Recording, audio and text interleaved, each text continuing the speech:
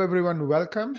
This is going to be an awesome event. This is, I believe, our second insurance untangled event. I think, is it the second or the third? Maybe the third. Third, right. I think you're right. Third.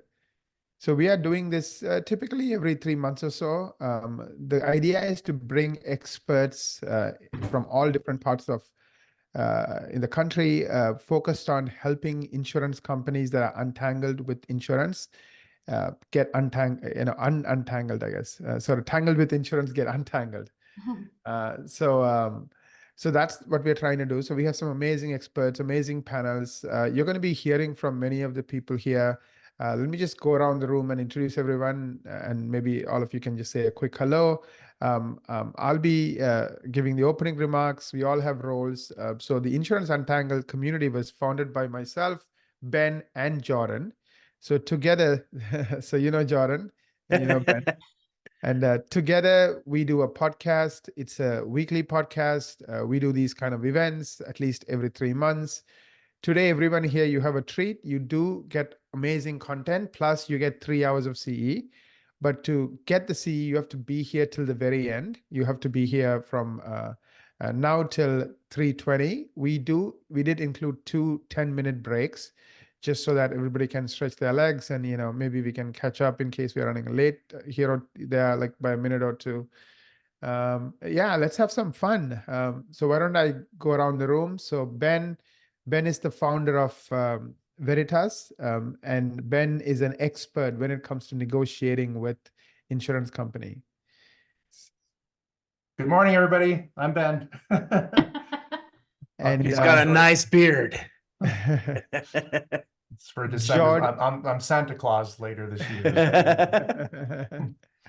Jordan Comstock, he's the founder of Boom Cloud. Jordan, again, is a dear friend, and he's a serial entrepreneur, and he comes from a dental family. His mom, was an office manager, and his dad ran a lab, and his granddad ran a dental lab as well. So yeah, multi-generational. We got monomer in our blood.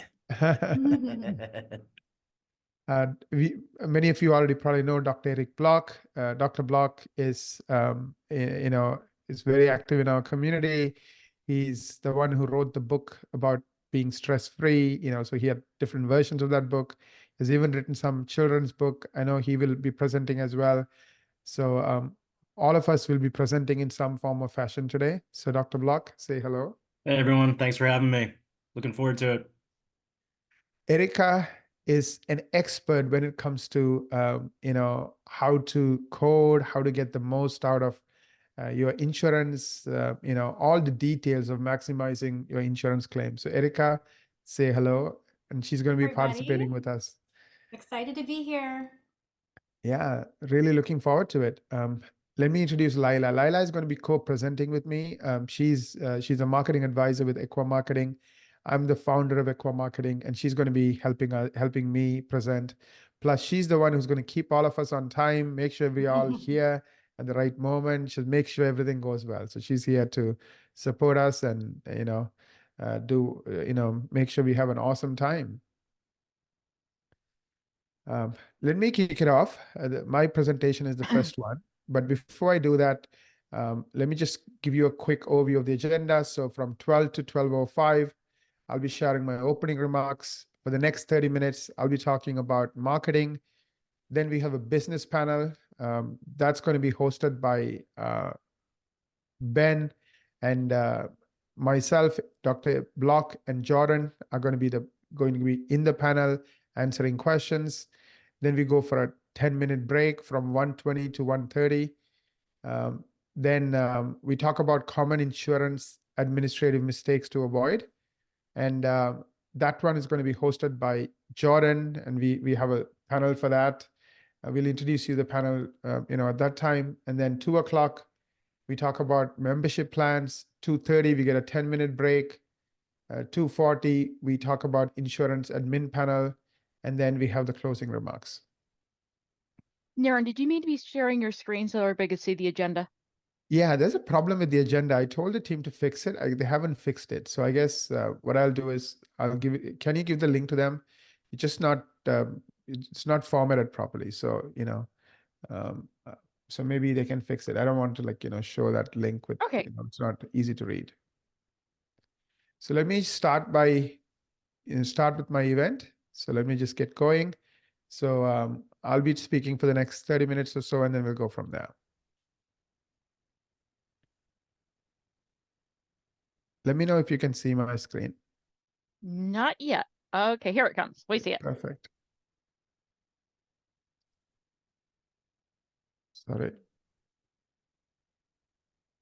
Oh, I love it when Chrome doesn't update Yeah, why does it do that? Like I'm just. because it hates us.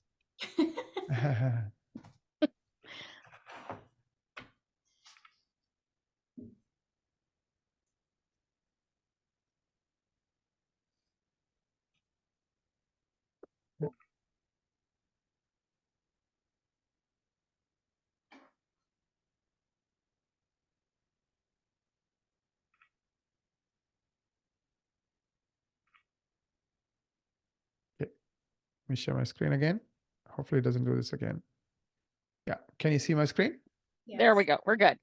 Perfect. So biggest marketing mistakes to avoid in 2024 and beyond. That's the topic today. A little bit about myself. I have 18 years of experience in digital marketing. I'm the founder and CEO of Equa Marketing. I co-host the Less Insurance Dependence podcast with Gary and Insurance Untangled podcast, which is this platform with Jordan and Ben. I guess the thing that I'm most proud of is 95% of our clients stay with us year after year. I guess the secret to that is, we focus on helping clients get more new patients every month. We use search engine optimization, which is by far the lowest cost way to get new patients. And we just focus on results. If we can drive more results with the same amount of money, clients never leave. So that's the secret to our success. So I'm looking forward to sharing with you my experience and knowledge over the last 18 years. So feel free to, put up your hand, type in any questions in the Q&A, and maybe during the breaks, we can get to some of these questions. Let me introduce you to Laila. Laila is Director of Marketing at Equa. She has been with us for 13 plus years. She's an expert when it comes to helping dental practices figure out where they are with regards to marketing and help chart a course, chart a plan. Laila, do you want to say a couple of words? Time flies when you're having fun. I can't believe it's been 13 years. Yeah, it just feels like yesterday, but I It guess we've does. come a long way in those 13 years. And believe me, digital marketing has changed a lot in that time. It's always evolving, and that's what we do. We evolve along with it. Exactly. Let me talk about what we're going to cover today. The first one I'm going to be touching on is not mastering the dental buyer's journey. What is the dental buyer's journey, and why is it important for you to understand it and make the most of it? Because if you don't understand it and make the most of it, then you won't get amazing results. Second thing I want to talk about is SEO is a game that either you win or don't even bother playing, because 5% of you will get 95% of the traffic. So the question is, can you get into the 5% and be one of the winners? If not, you will get almost nothing. So might as well not play. So how do you be a winner? How do you, dominate? How do you get into the top 5%? That's going to get 95% of the traffic. The next thing I want to talk about is, answering phone calls. The average dental practice today books 1 out of 3 new patient calls, meaning you get 100 new patients calling your office. The average practice only is converting 33% of it. So 2 out of 3. So 66 out of 100 calls from new patients are not turning into appointments, which is wasted marketing dollars, wasted effort. And the reason we are starting with marketing is, many of you are sick and tired of insurance plans who kind of keep playing games, making it hard for not only you, but for your patients to get great dentistry. And you want to, also go on the offense. So marketing is a great way to go on the offense, because instead of spending, let's say 30 to 40% as a marketing fee, because that's how much insurance companies charge you indirectly in the form of fixing your fees and and also by not paying you the full amount, by only being part of what you're owed because of the insurance adjustments, you now get to keep all the money from your patients. So the trick with insurance is you're paying that fee not just the very first time the patient comes in, but for the life of that patient. So it's like an ongoing marketing fee. So here we're going to learn about, how to maximize all that. And of course, converting calls is really important, especially as you start beefing up your marketing. And then finally, we're going to talk about, yes, you can waste money on, PPO plans because they are really expensive because of the amount of money they keep in terms of adjustments and the way they control your fees. But also you're wasting money in terms of AdWords. So those are the two ways, you can make your practice even more effective. Let me share a poll real quick.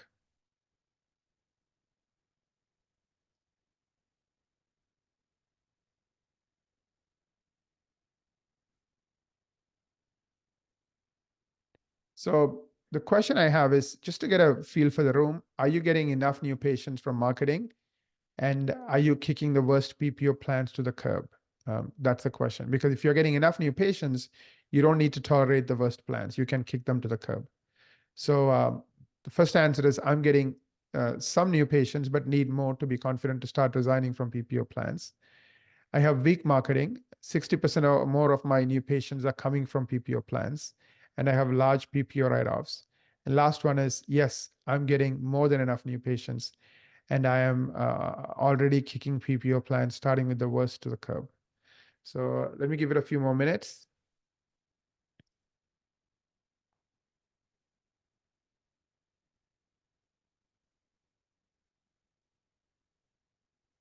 Not a few more minutes, but a few more seconds, I mean.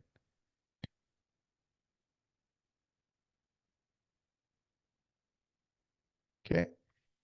Let me share the results. So 43% said, I'm getting some new patients, but need more to be confident to start resigning from PPO plans. So you are in the right place. You're going to learn about how do we get new patients so you can get the confidence to start resigning from PPO plans. Second one is I have weak marketing. Yes, I do have marketing, but it's weak. 60% or more of my new patients are still coming from PPO plans. That is 27%. So between the two groups, that's 70%. So 70% are saying my marketing is weak. I need more new patients. That's the reason I'm still with PPO plans. 30% are saying I'm getting more than enough new patients and I'm already kicking PPO plans, starting with the worst ones to the curb.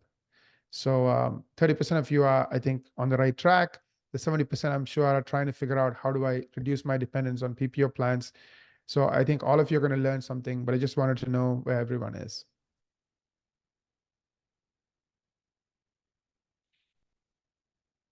So let's start with the first point, not mastering the dental buyer's journey. Let's understand the dental buyer's journey.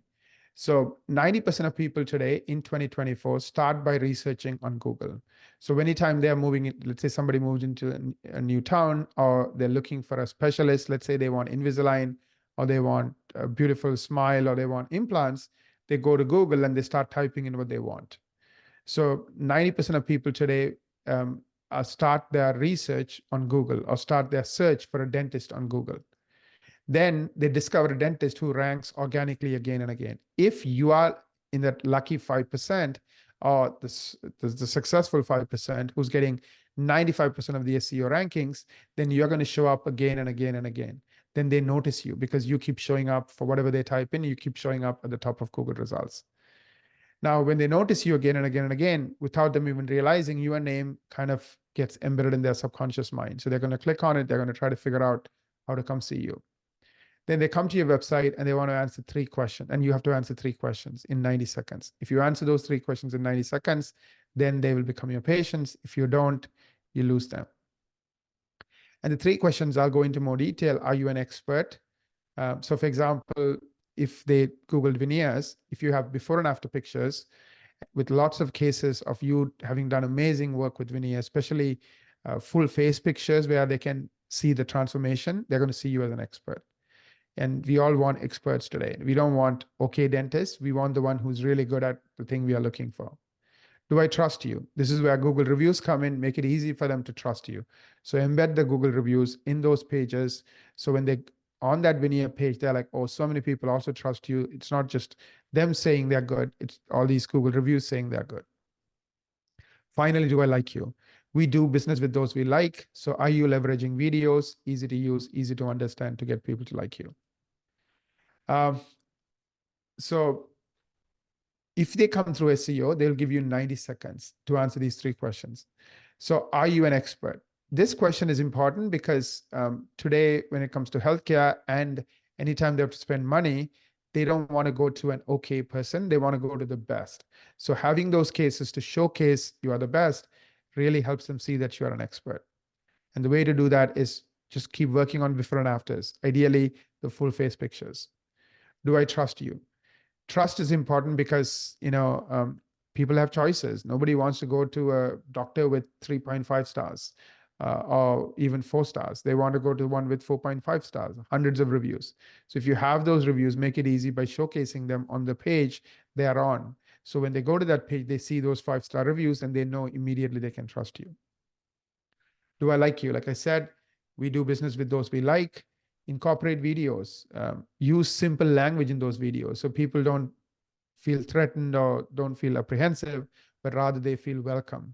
Use words like welcome to my implants page. I'm so glad you're here. Make them feel welcome, because by doing that, you're going to also stand out. How many people say welcome to my implant page, right? So simple videos, simple ideas to get people to like you. Today, 90% of patients use Google to find and choose a dental practice. This is where the dental buyer's journey starts. Step 1. So they go to Google, they type it in. So in a single month, Google was visited 84.2 billion times, making it the most visited website in the US and across the globe. And Google controls the market. So the reason I'm saying this is if you are really focused on, SEO, like 91% of the market is Google. So just focus on Google, because if you're going to do well on Google, you're going to do well everywhere else. And because Google is 91% anyways, like you will get most of the benefit just by focusing on Google. A staggering 91.6% of all global searches happen on Google, making it the dominant search engine by far as of December 2023. I think it doesn't include China. So outside of China, Google dominates. SEO is a winner-take-all game. So that's the second thing that I want to talk about. So how do you be the winner? How do you get into the top 5% of practices who's going to enjoy 95% of the free traffic? What is SEO for dentists, right? Let's be blunt. Let's not just beat around the bush. 95% of the dental practices get 0 new patients for free from Google. So SEO is all about getting into the first top 5% who's going to get all the free patients from Google, or 95% of the free patients from Google. So how do you master search engine optimization, which is showing up without paying Google ad money, so you get into the top 5%? And therefore, you have an unfair advantage. I'll get into cost a little bit more, but at a nutshell, we track everything. So acquiring a new patient through SEO will cost you 20% of what it would cost you to get the same patient through ads. And over time, that number will get even less. So it will only cost you maybe 15% of what it would cost you to get the same patient through ads. Compared to PPO, it might even be like 5%. In other words, it's 1/20th the cost, because PPO is really the most expensive way to get new patients. So why 5% of dental practices get 95% of the free traffic? It's really economics, right? Google makes so much money from ads. So the way they make so much money from ads is they make SEO really hard. So 95% of the people business owners have to pay Google ad money in order to get any kind of traffic, any kind of new business. So they make SEO harder and harder every year. So every year they can make more and more money. So this is a graph where you can see how much money Google made every single year just from Google ads. So in 2023, Google made $237 billion. And every single year, as you can see from this graph, the number keeps growing and growing and growing, which means ads are getting more and more expensive every year, and SEO is getting harder and harder every year. Because remember, Google doesn't make a cent from SEO because that's all free traffic to you. So for Google to make money from ads, SEO has to be super difficult, and it has to continue to get harder. It's just the way it is. So the question is, can you get into the top 5%, top 4%, who's going to see 95% of the free traffic? Dentists alone pay Google billions of dollars. What steps can you take to position your website in the top 5% and achieve dominance in organic search? So now that we know the the name of the game is to get into the top 5% and get 95% of the free traffic, what do you need to do? So you have to get an A in these things. NAP consistency. NAP consistency stands for name, address, phone number consistency. And you want to make sure that hundreds of different websites out there that has your business name, address, and phone number has consistent information. One of the things that you may want to figure out is figure out your NAP consistency. Lila does what we call a marketing strategy meeting, and you can talk to her and figure out how you're doing with NAP consistency. Google Lighthouse Go. I'll be talking more about this because we have a slide dedicated to that. Google Eat, expertise, authority, and trust. Are you seen as an expert, an authority and trustworthy? And if you are, then you're going to get more traffic through SEO. Original content. Original content is like when you write articles, are those articles meeting Google standards? If they are, then you're going to benefit. Again, we have a slide on it, so I'll get back to that. Quality backlinks. Who's linking to you? Are those links, in compliance with Google standards? Again, if they are, they're going to help your website, help you rank more. So these are the top 5 things Google cares about. So the way we think about it is every single week, every single month, there is a team dedicated to working on these things for our clients. So it doesn't matter who your marketing company is, if they're not working on these things every week for you and improving these things every week for you, you will never get into the top 5%. You will not dominate SEO and have that unfair advantage. Finally, reviews. This is something, unfortunately, we or any other marketing company cannot do for you. You have to do it yourself because you know who your happy patients are. So we provide tools for our clients so they can get reviews from their happy patients. We call it Grow My Reviews. But this is something that you have to really drive. This is one thing that if you're going to take away from this conversation, like make it a goal and focus on it. Original content. Can you say a word or two about original content, Laila? Original content is by far and away one of the most important elements of a website. You have to have original content. Original content by Google is defined as 95+% original, meaning if 5 out of every 100 words come up as duplicate, you will be penalized for that duplicate content. So if your website contains a lot of phrases that are common, such as calling a crown a cap that fits on a tooth, you're going to be penalized by Google. There's a lot of ways this happens. The most common I see is when you're working with a company who has an article bank. They give all the same articles to all their clients. They just plug in your name, your city, your practice name. They say they customize a content. Custom content and original content are 2 very different things. Also, I see problems with people having an awesome article that somebody else came along and decided it was an awesome article.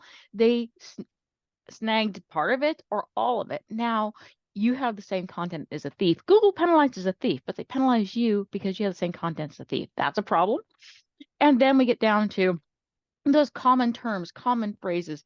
That takes a lot of work to be able to write that original content that is that original, coming up as 95+% original. We use a tool called Copyscape to check our content. When our team of content writers write content for our clients, they will start by writing the content, then they check it. Oh, they call it a crown, the cap that fits on the tooth. Got to revise that, got to change this, got to tweak that to where they do meet Google standards. Thank you, Laila. Appreciate it. Yeah, so the good news about SEO is if you do these 6 things, including original content, you can have a really big advantage. Like Life Smiles is a practice we've been working with for 7 years. They get 105 new patients per month, and they're seen 94,000 times. They rank from like 900 or 885 keywords on page 1. So you are in the top 5% if you rank for 100 keywords. So imagine ranking for 895 keywords. You are like in the top 0.5%. So you have a huge advantage compared to every other dental practice in your community. Google Lighthouse Go, I won't spend too much time on it. It's one of those things you can geek out on. Think of it like the IRS for the internet. So Google, scores your website on 5 different buckets or 5 different areas, performance, the things you can see on the screen. And you have to get 90+. It's really, really, really hard. So we have a large webmaster team. They check this every week, and anytime the score drops, they go and fix it. The good thing about Google is they'll tell you what to fix to get the scores up.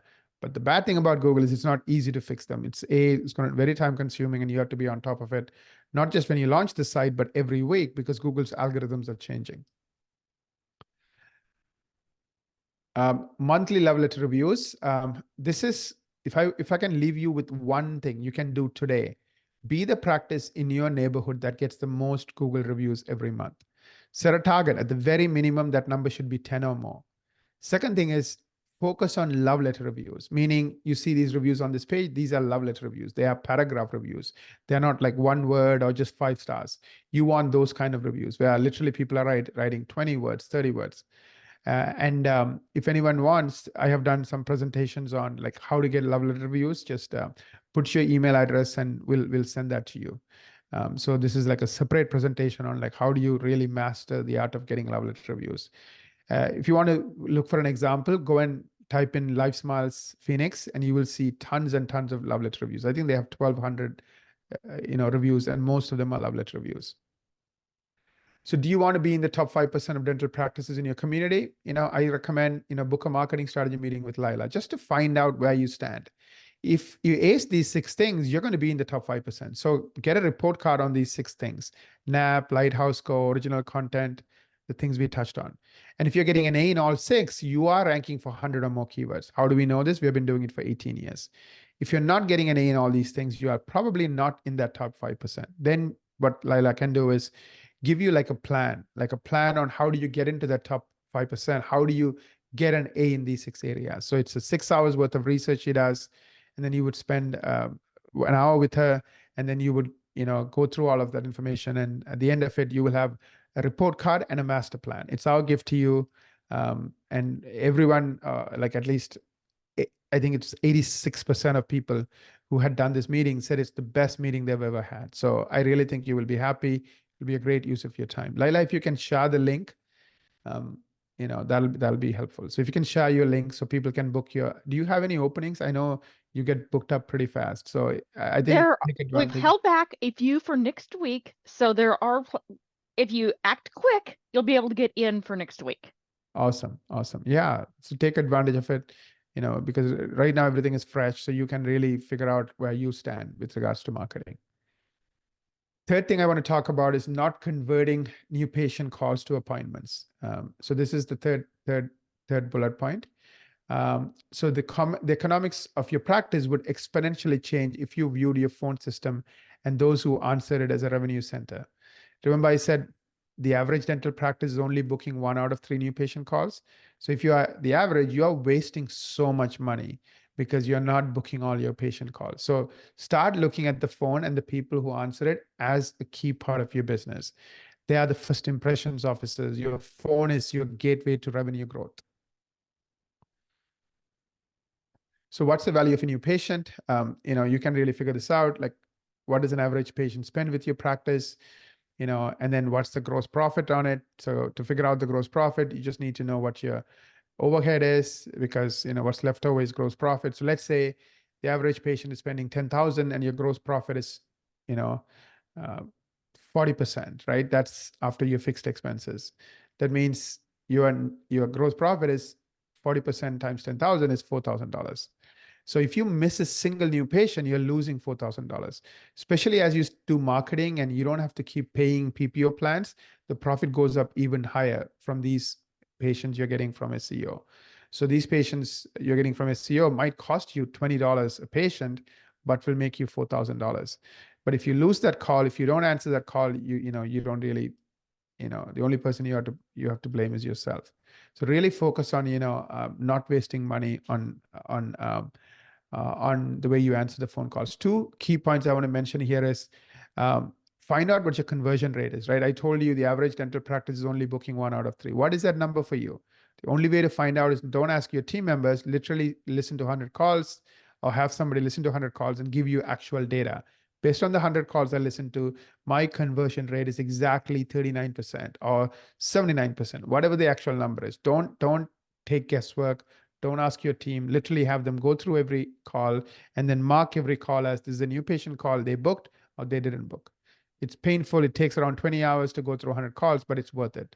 So that's the first point I want to make about knowing your call conversion rate. The second place where people waste money is they waste money on missed calls. So they don't answer the calls. So again, like software tools today can tell you what your missed call percentage is. These are two things we do for our clients. So that way, if the problem is the phone, we can easily pinpoint it and we can help our clients fix it. Last but not least, I told you don't waste money on PPO plans because, I know practices that are collecting $1 million, but their write-off is $400,000. Think about it, $400,000 a year. So they're doing $1.4 million in dentistry to collect $1 million, right? That means their marketing fee is $400,000. The next most expensive thing is ads. So like I told you, SEO is a fraction of the cost of Google Ads, and Google Ads is at least 5 times as much as SEO. So why do practices lose at least 5 times more money with Google Ads? This is the answer. The average person coming from SEO will give you 90 seconds. The average person coming from Google Ads will give you 15 seconds. Average person coming from social media will give you 5 seconds. What's the difference? Both SEO and Google Ads, there's intention, right? They typed in veneers, they typed in implants. So they're looking for veneers, they're looking for implants. That's the good news about Google SEO and Google Ad. But SEO, they trust it, right? They go to Google to find the SEO answer. They don't go to Google to look for the ad. Because they're clicking on it with doubt, they're looking for what's the catch. So the minute they see something that they don't like, they leave, which is why the average person spends 15 seconds. This explains why, at the very least, SEO is 1/5 the cost. If you want to understand the psychology and the science behind why SEO is less expensive, just look at the amount of time people spend on the website. Social media ads, it's even worse, 5 seconds. Why? There's neither intention nor trust. It's an ad, so they don't trust it, and there's no intention. They did not type veneers when they're on social media. Instead, they were looking at something they like maybe they like watching videos from entrepreneurs, or they like watching videos from dentists teaching, clinical dentistry.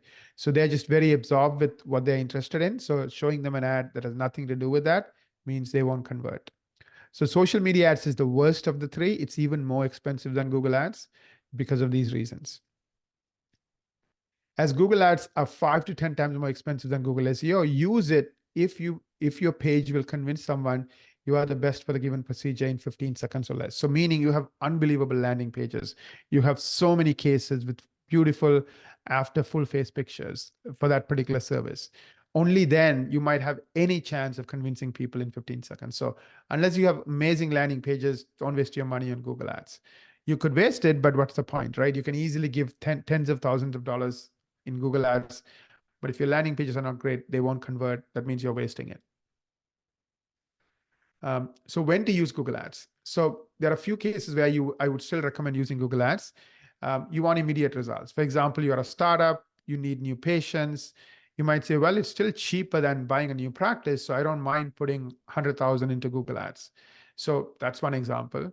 You might have seasonal campaigns. So let's say you want to increase your Invisalign for the next 3 months, and you're willing to put extra money because you're going to make a profit. So let's say a new patient is going to cost you $500, but you make $1,000. You might say, okay, I don't mind giving Google half of the money I'm going to make, even though it's so expensive. The same patient you could have achieved or gotten through SEO for like $50 or $30, a fraction of the cost of Google Ads. When not to use it, don't use it and don't waste Google Ads money when your landing pages are not amazing. If your landing pages are not amazing, you're going to waste so much money. Given SEO is a fraction of the cost of Google Ads, only do ads once SEO is doing well. Till SEO is doing well, don't do ads. Insider secrets. So how do we retain 95% of dental patients every year? So we understand the buyer's journey and we optimize for it. So every single client, I'm certified by Dr. Robert Cialdini himself. So we apply his principles to implement the buyer's journey on web pages, on Google reviews, across the internet. So by doing that, we increase the number of people who are calling our practices. That's number one. Number two, we listen to and comply with Google. There's no secret. Every single one of our clients by end of 12 months ranks for 100 or more keywords on page one. Page one means top 10 results. So if you're not ranking for 100 or more keywords in the top 10 results, that's something, I think you should aspire for and aim for, because it gives you a really big advantage. Third, we put 200 hours worth of work up front when we design a website. So we don't charge extra for it. because our 95% of our clients stay with us, we look at it as our investment, in our clients. So clients are only paying for 60 hours. We do 140 extra hours of work just because that foundation is critical for everything else we do beyond that point. And then on a Naren, monthly basis, we are putting 30 hours a month. it's 1235. Okay. And we have 14 teams, 9 working on Google, 5 related to influence. Again, book that marketing strategy meeting if you haven't done so. By the way, you don't fill the feedback form right now. You do it at the very end. Is it right now? Or is it at the end? Or do they have to do one for every lecture? I think they do it at the end for everything. Okay, perfect. So stay here, finish the entire presentation, and do this. Dr. Block, Hey, Aaron. how are I'm here. you? Good. Yeah, so feel free to share your screen. We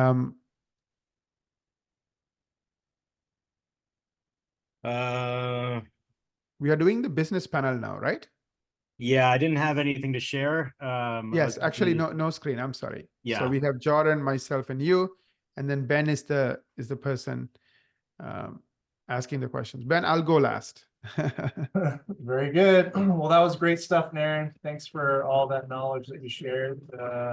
You're probably one of the more foremost marketing minds in the industry. So thanks for all those great tips and nuggets. All right, everybody. My name is Ben Tuine. As Naren introduced me earlier, we're going to pivot towards the panel. So this particular business panel is going to be for 45 minutes. And on this panel, we have, of course, Naren, we have Dr. Eric Block, and then we have Jordan Comstock, each of which I will be interviewing and asking different questions relating to the business of dentistry.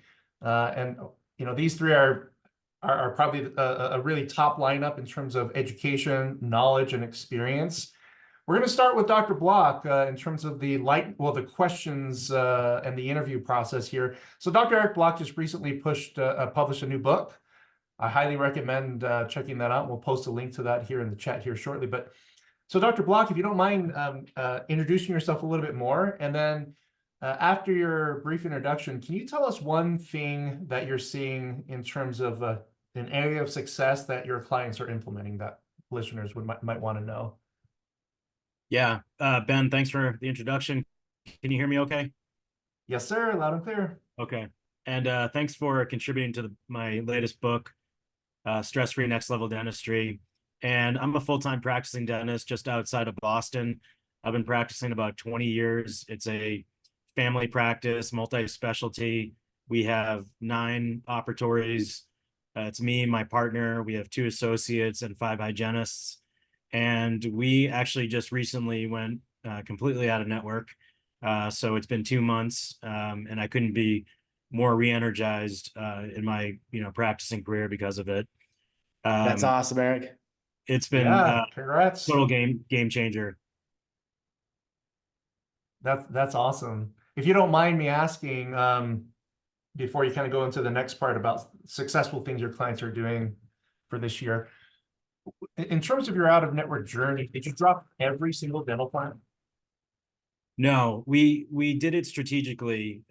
So just after the quarantine, we dropped the smaller PPOs, the Guardians, the Aetnas, the MetLifes. And then last year, we went out of network with Blue Cross Blue Shield, which was 20% of our practice. And then this past year was Delta Dental, which was 50% of our practice. So we did it incrementally and strategically. We learned from previous mistakes. We still made some mistakes, but overall, in general, is one of the best decisions I've made in my practice. That's awesome. The common feedback that I hear from just about every dentist that goes out of network, especially with the big players like Delta Dental, is I wish I did this sooner. And I saw some comments with regards to how people are, they're a little nervous about going out of network with insurance carriers. They want to beef up the new patient flow and beef up the existing patients in the practice. But it does seem like to me that the trend these days in terms of feedback is that out of network is actually not as bad as everybody thought it was. So appreciate your feedback there. Yeah, let's get into the second part of that question. What's one thing most of your clients are doing that's pretty successful for them? Well, I think first, to answer the chat question is, people are nervous. You can't have fear when doing this. You have to do it strategically and with confidence. You have to get the team on board. You have to get a consistent message across with your entire team. You have to build excellent relationships with your patients. If you're not doing that, there's certain things that you may not be ready to go fully out of network. So to do it, you have to be ready. But if you're ready, do it with no fear. And it's really about. No, one second, Yep. Ben, if I may. Are you going to the second question, Ben?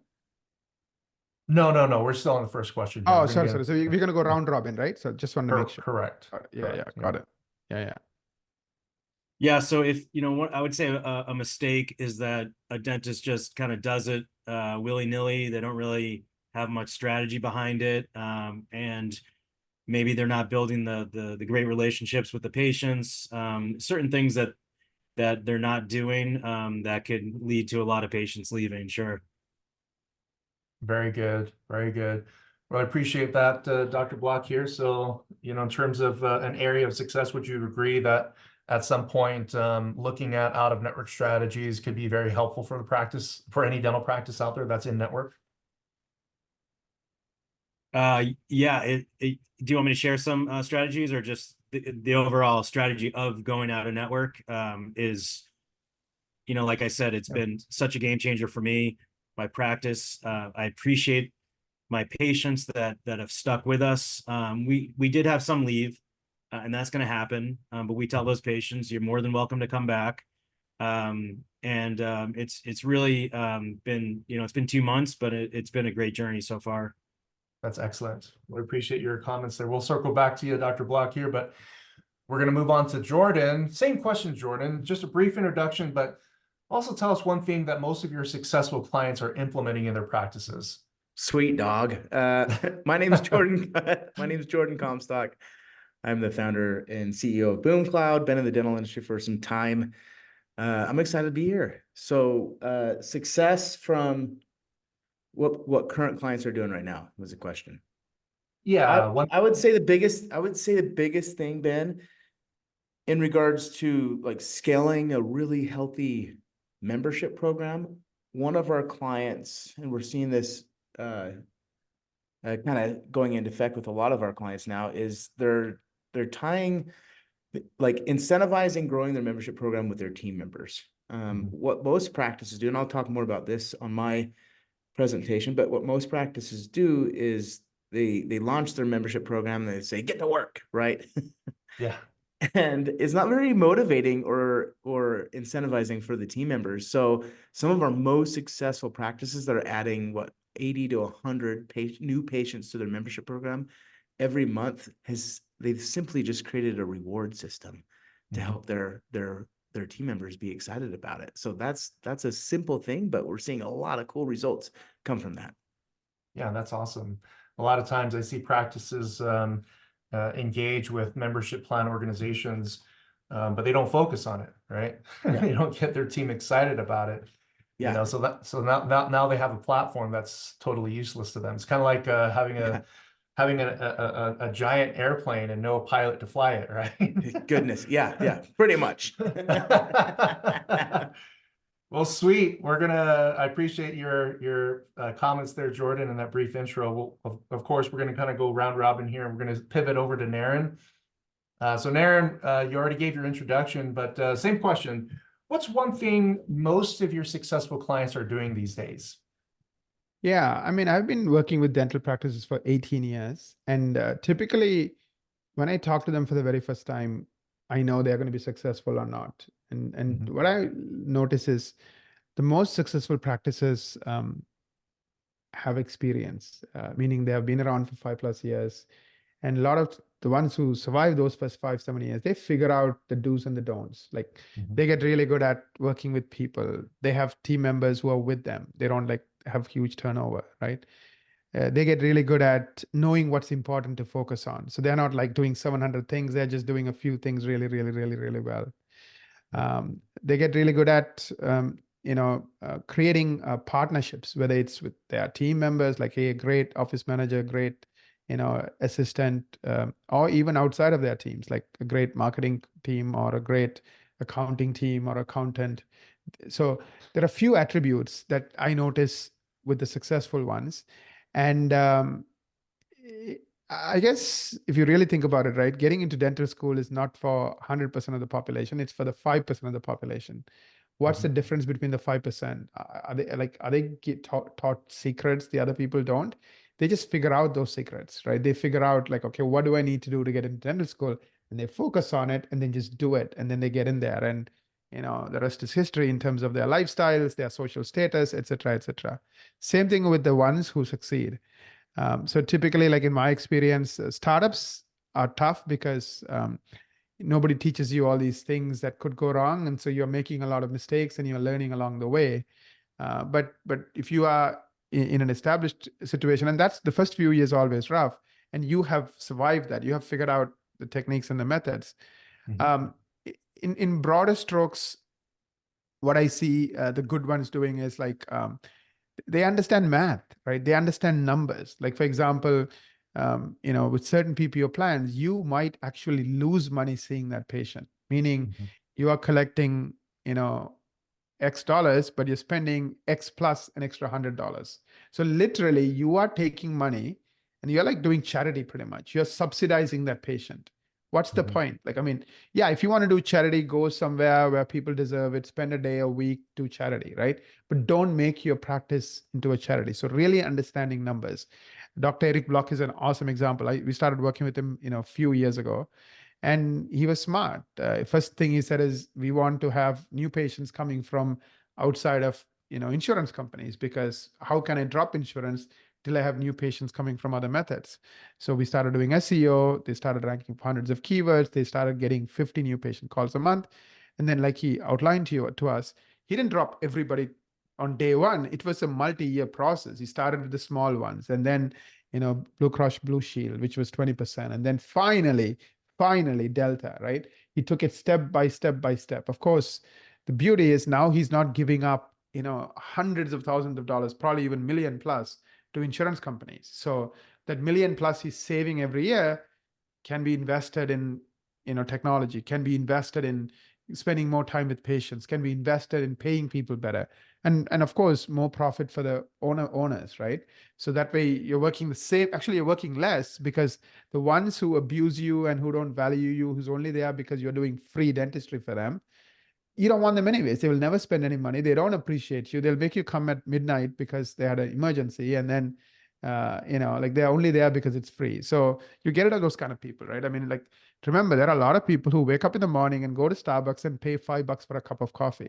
In other words, they don't have to. They could get the same coffee for $1, but they It's want to. actually Because $6 now. $6.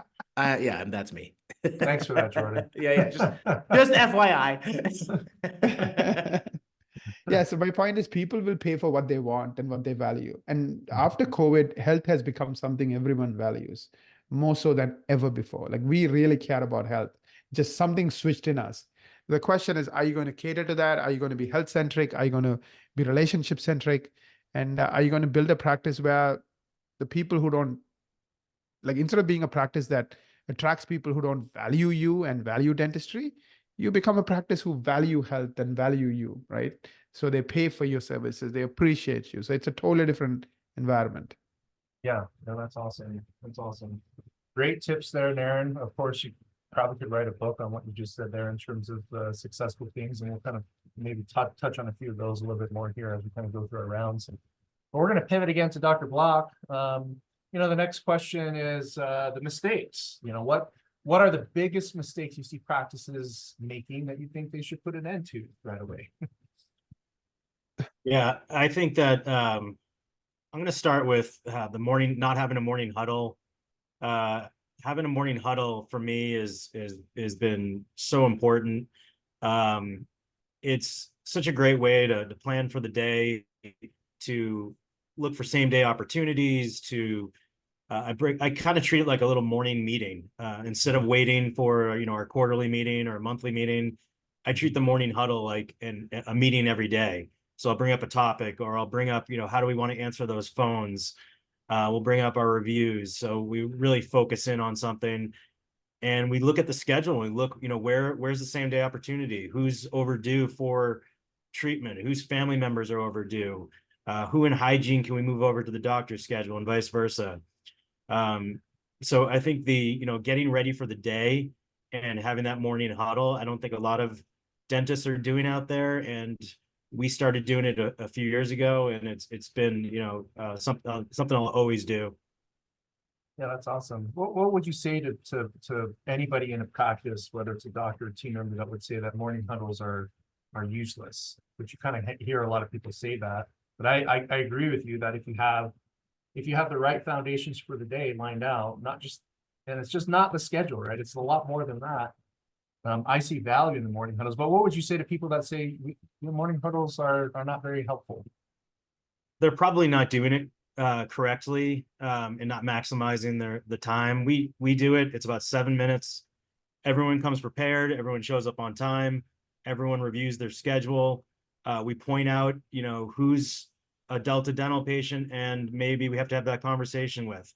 Who's an X-ray denier or exam denier? We have to give them a call and tell them they need X-rays. Who has treatment left on their plan? Who's got a Gmail account that we can focus in on, try to get that Google review. There are so many things, and it doesn't have to take long. There are so many things that you can really help prepare for the day that comes out of the morning huddle. And it's just a matter of, getting a plan and getting a strategy, getting everyone prepared. And it's also, if there's nothing to bring up, I'll bring up, hey, let's discuss what a root canal is. Let's discuss what a ceramic crown is, because a lot of times we assume that our staff and team know everything that we know. So I'll just bring up a topic and we'll talk about it. So there's just so much value of getting the team together. Yeah, that's awesome. You mentioned something here that kind of ties into what you mentioned with the first question about going out of network, is identifying the Delta patients, right? Because if you're in that transition process, I think the morning huddle is a great setting to plan things like that, right? It's, oh, we have a Delta patient and we need to give them the notice about, our intent to go out of network, or whatever that sounds like to the patient, right? So when you started implementing this morning huddle, like doing it with a more strategic focus in mind, what was the outcome in terms of stress level, planning, growth, things of that nature? Can you give us a little before and after picture on what you experienced? Yeah, it definitely helps, plan for the day. And I would say, in reducing stress, it removes some uncomfortable conversations that you may have to have with patients. Those patients that are constantly denying X-rays or exams, or those that maybe they haven't heard or gotten back to us and acknowledged that we've gone out of network. Well, those patients are going to get a phone call, before they even come in. So that conversation could be had over the phone and not in the chair. So there's just so many things that you can pick up. If I have an opening in my schedule, we'll try to hone in on who in the hygiene schedule has some unscheduled treatment. We'll try to, create that same day dentistry. So it's good for stress. It's good to get everyone on the same page, and it's also good for production to keep that schedule busy. Excellent. Thank you for your insights there, Dr. Block. Really appreciate it. Jordan, we're going to pivot to you. Same question. All right. So what are the biggest mistakes you see practices making that they should put a stop to right away? Yeah, there's a couple, but I'll focus on maybe one and a half. Sounds good. I would say, at least from my perspective, we see a ton of practices not taking scaling their membership program seriously. Meaning like they think it's this is just a cute little side program. And Yeah. From what I see in the industry, and I look at, this is what I do every day, looking at how practices are scaling these programs. If a practice takes it seriously, we see practices get to $1 million in recurring revenue from their membership programs, which is a life-changing business model if you can implement that and really take it seriously as a core business strategy. So, when we see practices take it seriously, they can go at a network. They can start reducing dependence on PPOs. They can reward their team members better, and they can build a better business model for their practice. So another thing that I see go wrong is we have a philosophy here at BoomCloud called Win the Day, where every one of our departments and our team members understand what they need to do to win the day, right? And I think a lot of practices, to Eric's point of like starting out with a huddle and getting clarity at the beginning of the day, there's that, and then there's one more layer deeper. How do we win the day as an assistant, as a hygienist, as a doctor? How do we all win the day, right? And getting really clear on a daily success engine, right? I think that's really critical, and a lot of smaller practices struggle with that. So those are kind of the two things that I see in the industry right now. That's sweet. So not taking things seriously, win the day. So if you were to give one statement about a motivating statement as to how and why membership plan growth, of course, this is our section of uninsured patients, right? Yeah. And you convert them to a membership plan to have that reoccurring revenue dynamic, plus the psychological impact on patients the uninsured patients that now have a dental plan, right? Yep. Where you see what, 3 times more production or something along those lines, right? In terms of Yep. treatment, you get these uninsured patients to not only come in for emergencies, you're getting them active on recall, and you're capturing revenue opportunities from restorative work that a lot of these people put off, right? Yes. What's one thing that you could say to get to that ideal level of having most, a practice of a very heavy segment of uninsured patients on your membership plan, compared to what most practices these days deal with is a 90% PPO patient base? What should be the motivating factor for people to take membership plans seriously? Well, it goes back to win the day, right? What do we need to win the day to scale our membership program, right? Often we tell people, like, you need to focus on signing 2 to 3 patients up a day when you're in the office, right? That equates to like 40 to 50 patients a month. And after a year's time with 40 patients a month, that's 480 active patients. And if you just focus on win the day from that component, right? It's really simple. It's not complex. And I think about this just in regards to growing or creating anything. Win the day is like the foundation, right? So if you really want to grow a very successful membership program with 500 plus active membership patients, you focus on winning the day. It's so simple and easy. Often practices forget how easy it could become. Yeah, that's awesome. Appreciate your comments there, Jordan. Anytime, Naren, bro. yeah. We're gonna pivot to you now, Naren. Same question. What are the biggest mistakes you see practices making on a regular basis that they should put an end to immediately? Yeah, I mean, marketing is something doctors don't go to school to study, right? So it's one of those things, it's like a necessary evil. So they kind of go to conferences, they learn about things. And also they have ideas they may have picked up 10 years ago, 15 years ago, 20 years ago. But unfortunately, we live in a world where an old idea doesn't work anymore. I'll give you a simple example we all can relate to. In the old days, you put an ad on Yellow Pages, right? I'm talking 1994, right? You have the biggest ad, you're done. Your marketing is finished. You don't do anything else, right? Now, 2024, how many people actually get a single patient from Yellow Pages, right? It doesn't work. So unfortunately, a lot of the innovation has been happening on what we call, the internet, which is tech driven. Anytime you're dealing with tech, what is correct is no longer correct. What works no longer works. So I'll give you a classic example. Even today, I know a lot of doctors who spend a lot of time on social media, meaning free social media. I'm not talking about paid social media. And that's because they were taught 10, 15 years ago, have a page, Instagram page, a Facebook page, post. But the reality is 1% of practices actually get a single new patient or any new patient from social media, while 99% don't. That's what the data is saying. Why is that? Because since TikTok came along, these social media companies figured out that, these influencers, the ones who are posting a video that 100,000 people watch, 1 million people watch, drive 99% of the minutes on these platforms. Remember, it's a minutes business. The more minutes you spend on the platform, more ads they can show. So if 99% of the minutes are coming from the 1% of influencers, are the others going to get any free traffic? No, you won't get anything for free, right? So you have 1,000 followers, 10 people will see it. So you're spending 4 hours to get 10 people who already know you to see something. Is it worth it? Because they already know you, they're already your clients. You will get no new patients from it, right?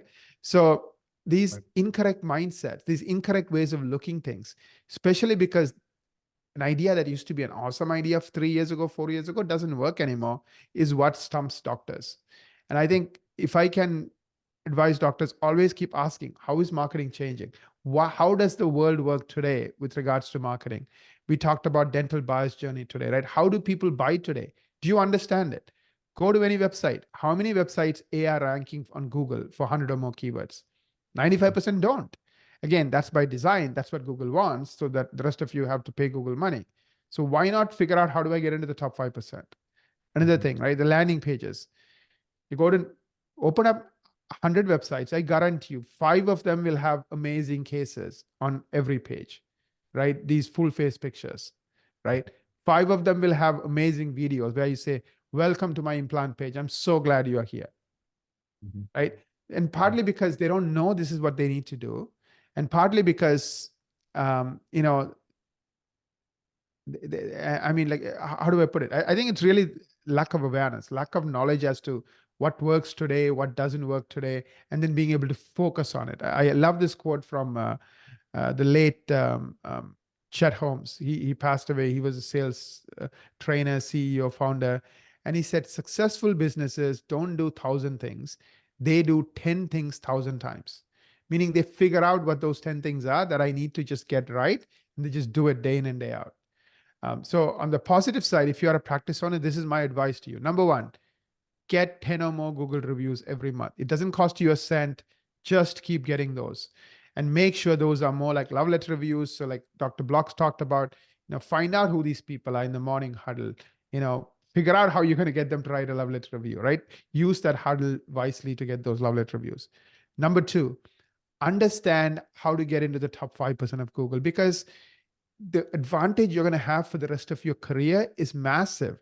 When you're going to spend 1/10 or 1/5 of everybody else for new patient acquisition, and you multiply it by 10 years, like that is unbeatable. That is like you have a trump card, right? Think about it. Apple makes so much money selling iPhones, and they have been making so much money selling iPhone for 17 years. Right? People say, oh, if there's so much profit, you will get killed. And no, that's not true.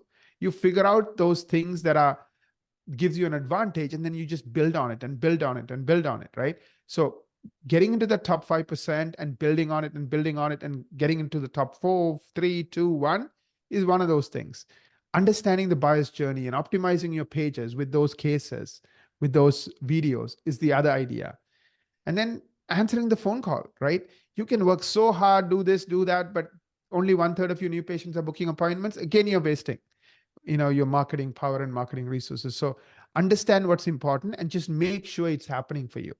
If you know what's important and you do those things, you're going to crush it. Every year is going to be your best marketing year ever.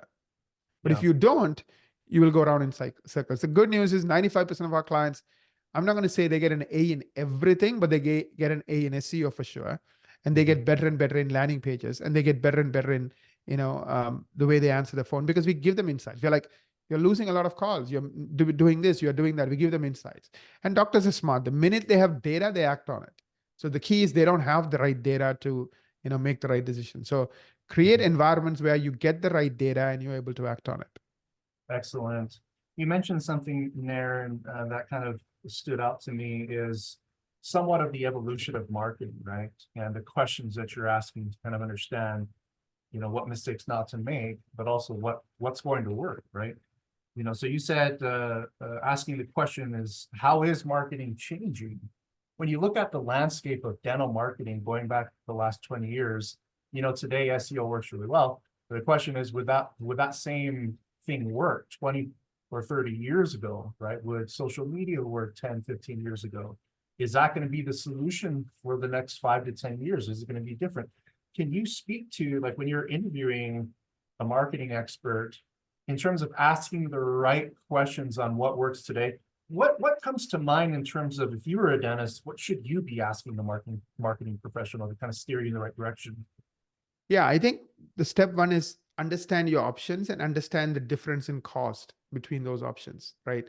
If SEO is the least cost effective and the least expensive option, then dominate that first. It's like I can buy milk from this store and that store. One store sells me the exact same milk for $1. The next store sells me it for $7. I want to make sure I get all the milk I can from the store that's able to sell it to me for $1, right? So I think know the differences. So where does SEO fit in? Where does Google Ads fit in? Like I told you, there are some situations where Google Ads makes ton of sense. You are a startup, it makes ton of sense. You are trying to, grow your high value and you want to do it quickly and you don't mind giving up some of your profit. It makes ton of sense. So knowing your options, think of it like golf, right? You have all these clubs. You need to know when to use what club, what's for what, so having that big picture perspective on how, what are the different options and when to use it. Like I talked about the free social media, it works if you are an influencer. If you're an influencer, keep doing it. But if you're not an influencer, don't waste your time. So knowing like who you are, knowing what club to use, if I could use that analogy, the golf analogy, at the right moment, I think is really, really important. Uh, did I answer your question? Yes, sir, you did. It's more so taking a customized approach for your situation. Yeah. I think you're right. Where some practices, a different marketing effort might work better based upon factors, right? But no, I think you hit the nail on the head in terms of what I was looking for there. So thank you, Maren. We're going to do the final question. We got about 12 minutes left in this segment, and then we're going to take a little bit of a break, and then we're going to do our insurance panel following. So the last round of questions here for the three of you, we'll start again with Dr. Eric Block, is share one final tip or strategy that you feel would be beneficial for practices or dentists and practice owners to focus on in 2024. Yeah, actually, I also wanted to add to the morning huddle. We've added wellness scans to our day. So we pick out patients where there's time available in the morning huddle where we can take a wellness scan on a patient. And that's just scanning the patient's mouth and showing them with our intraoral scanner their teeth, and it just kind of helps open up doors for conversations about treatment. And then the other thing that I wanted to mention about the morning huddle is I do listen to phone calls. And if I listen to a phone call and there's a correction I want to make, I'll bring it up at the morning huddle. And I won't single anyone out like, hey, Judy, you messed up this call. I'll say it in general, hey, we want to focus on, reason we're going out of network. We want to focus on the quality of care. Patients can still come to our office. We'll still submit their claims. Just kind of, it's a way to kind of enforce and get everyone on the same page every day instead of waiting for a monthly meeting. And then what I highly recommend, and what has really helped me mentally and clinically, is going to that next level. I wrote a book about it, and it's just about adding new techniques, new treatments, new technology, and with the goal of making yourself more efficient, more profitable, and going into work, enjoying work more. And going next level sees no age. It sees no type of practice. You could have a 2-operatory practice in rural America, or you could have the Taj Mahal in New York City. It doesn't matter. What matters is you and the mindset that you have, that you don't want to get stuck in the hamster wheel of dentistry and do the same old thing over and over, that you want to add a new technique. You want to add a new technology, a new treatment. And it could be something small, like a new composite technique workflow, or something big like you got a new scanner or a same-day crown milling machine, or you added clear aligners. Just keep on re-energizing yourself, keep reinventing yourself, and for sure hang out and keep talking to positive people. Try to remove any negativity from your life, and then just keep on looking forward and keep trying to reinvent yourself. Yeah, that's awesome.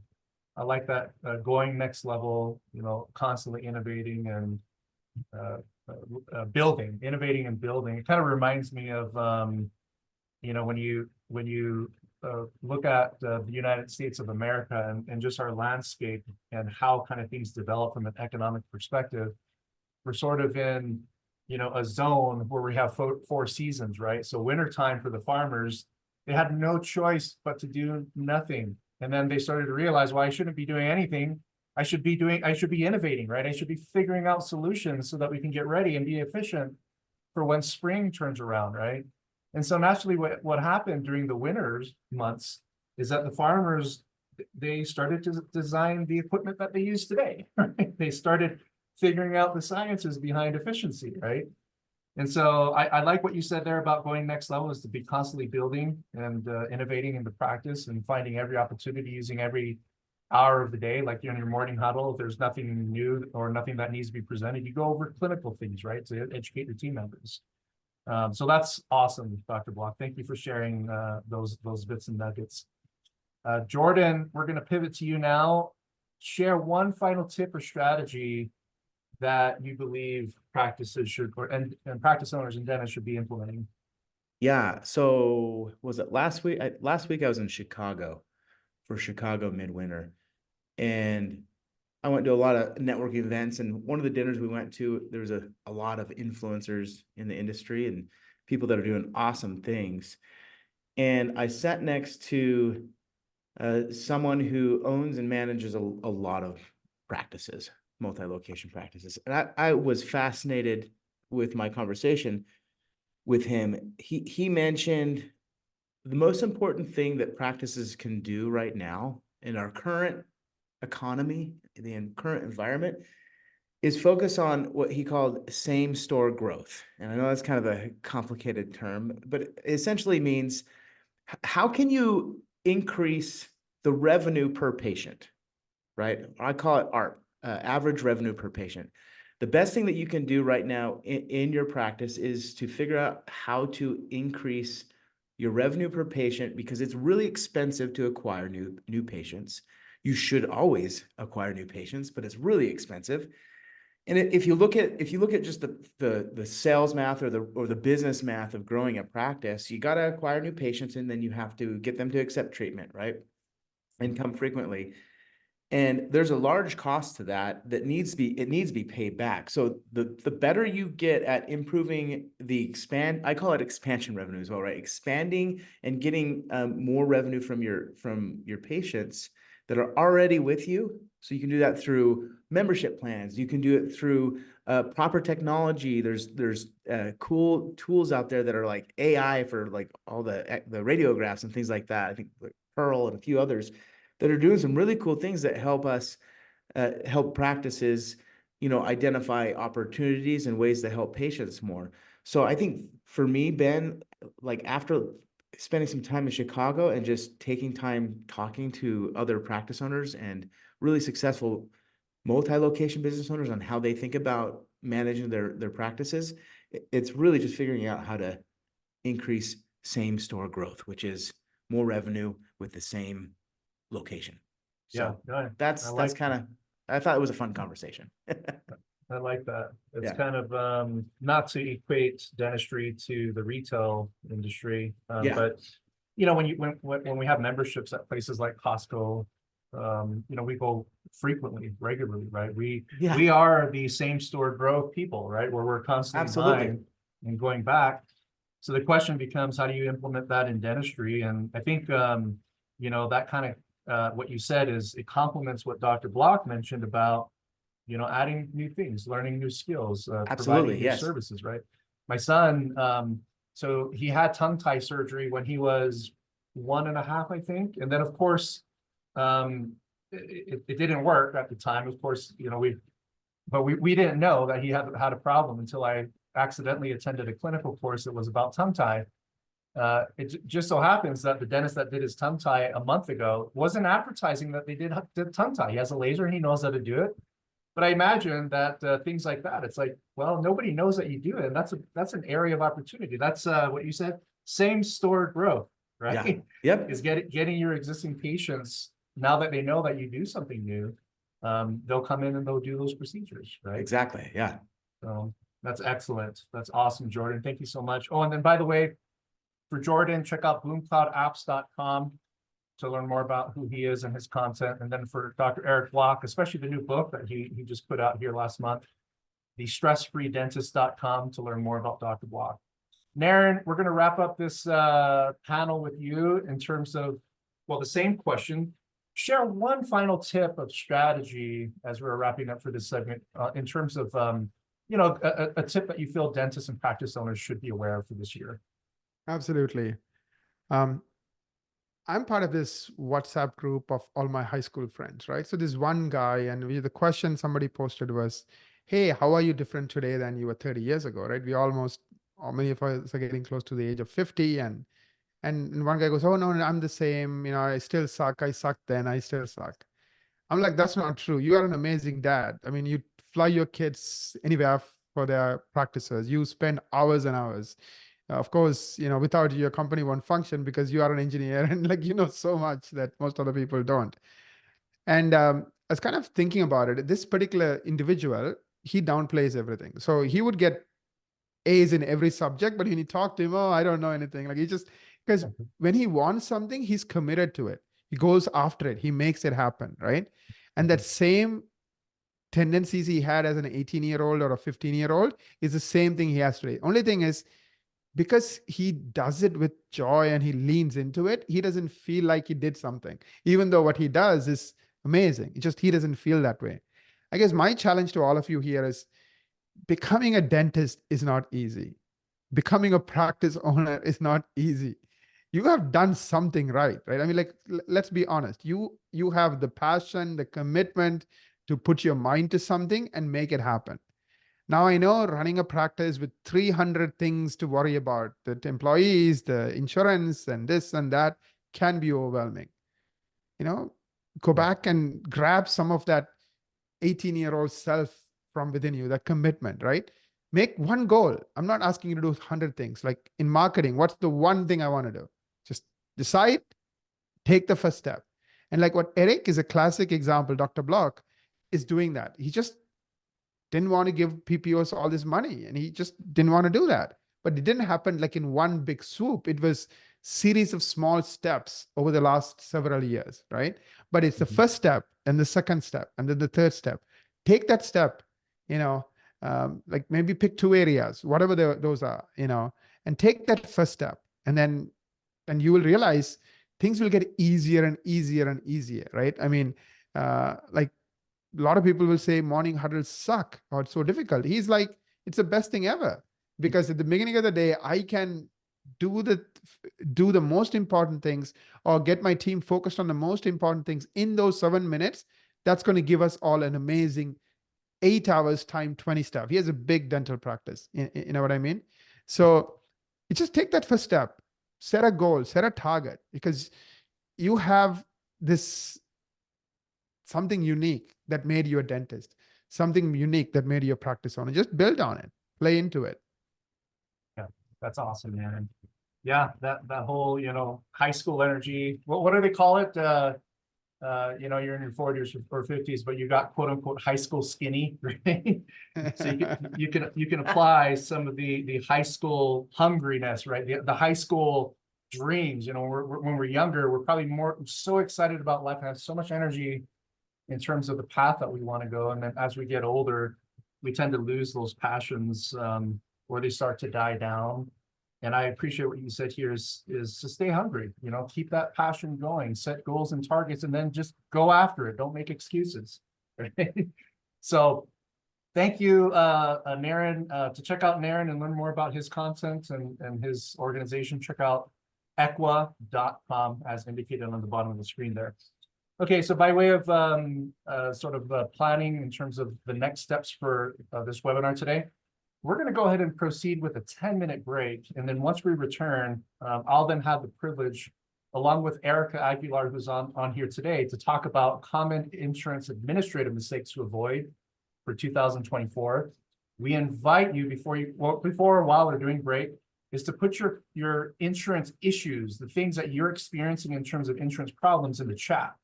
And then, of course, if we see those and we're going to, if we see those that need to be talked about, we'll certainly dive into that. So let's do a 10-minute break and then we'll come back and we'll get started on those insurance administrative mistakes to avoid.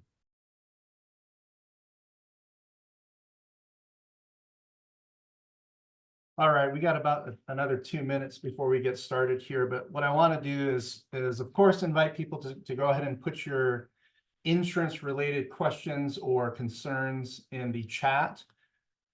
We may not get to all of them today. So of course, we're going to be sharing our contact information to kind of let everybody know.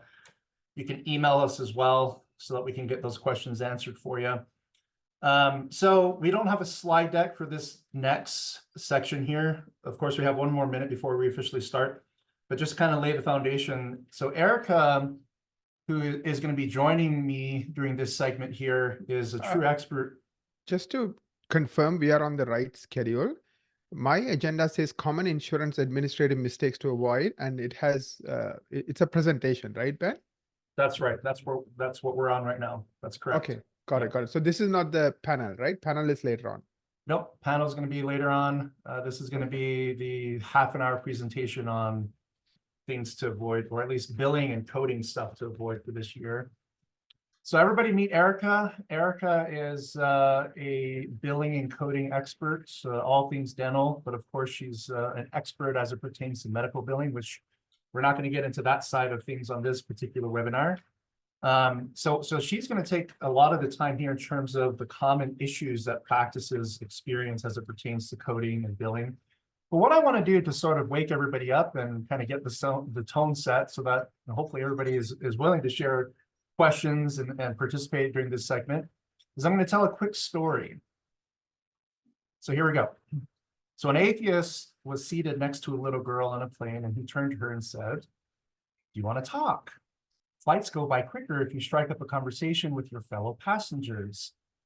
The little girl, who had just started to read her book, replied to the total stranger, "Well, what would you like to talk about?" "Oh, I don't know," said the atheist. "How about why there is no God, or no heaven or hell, or no life after death?" as he smiled smugly. "Okay," she said, "those could be interesting topics, but let me ask you a question first. A horse, a cow, and a deer all eat the same stuff, grass. Yet a deer excretes little pellets, while a cow turns out a flat patty, but the horse produces clumps. Why do you suppose that is?" The atheist, surprised by the little girl's intelligence, thinks about it for a second and says, "Well, I have no idea." To which the little girl replies, "Do you really feel qualified to discuss God, heaven and hell, or life after death when you don't know shit?"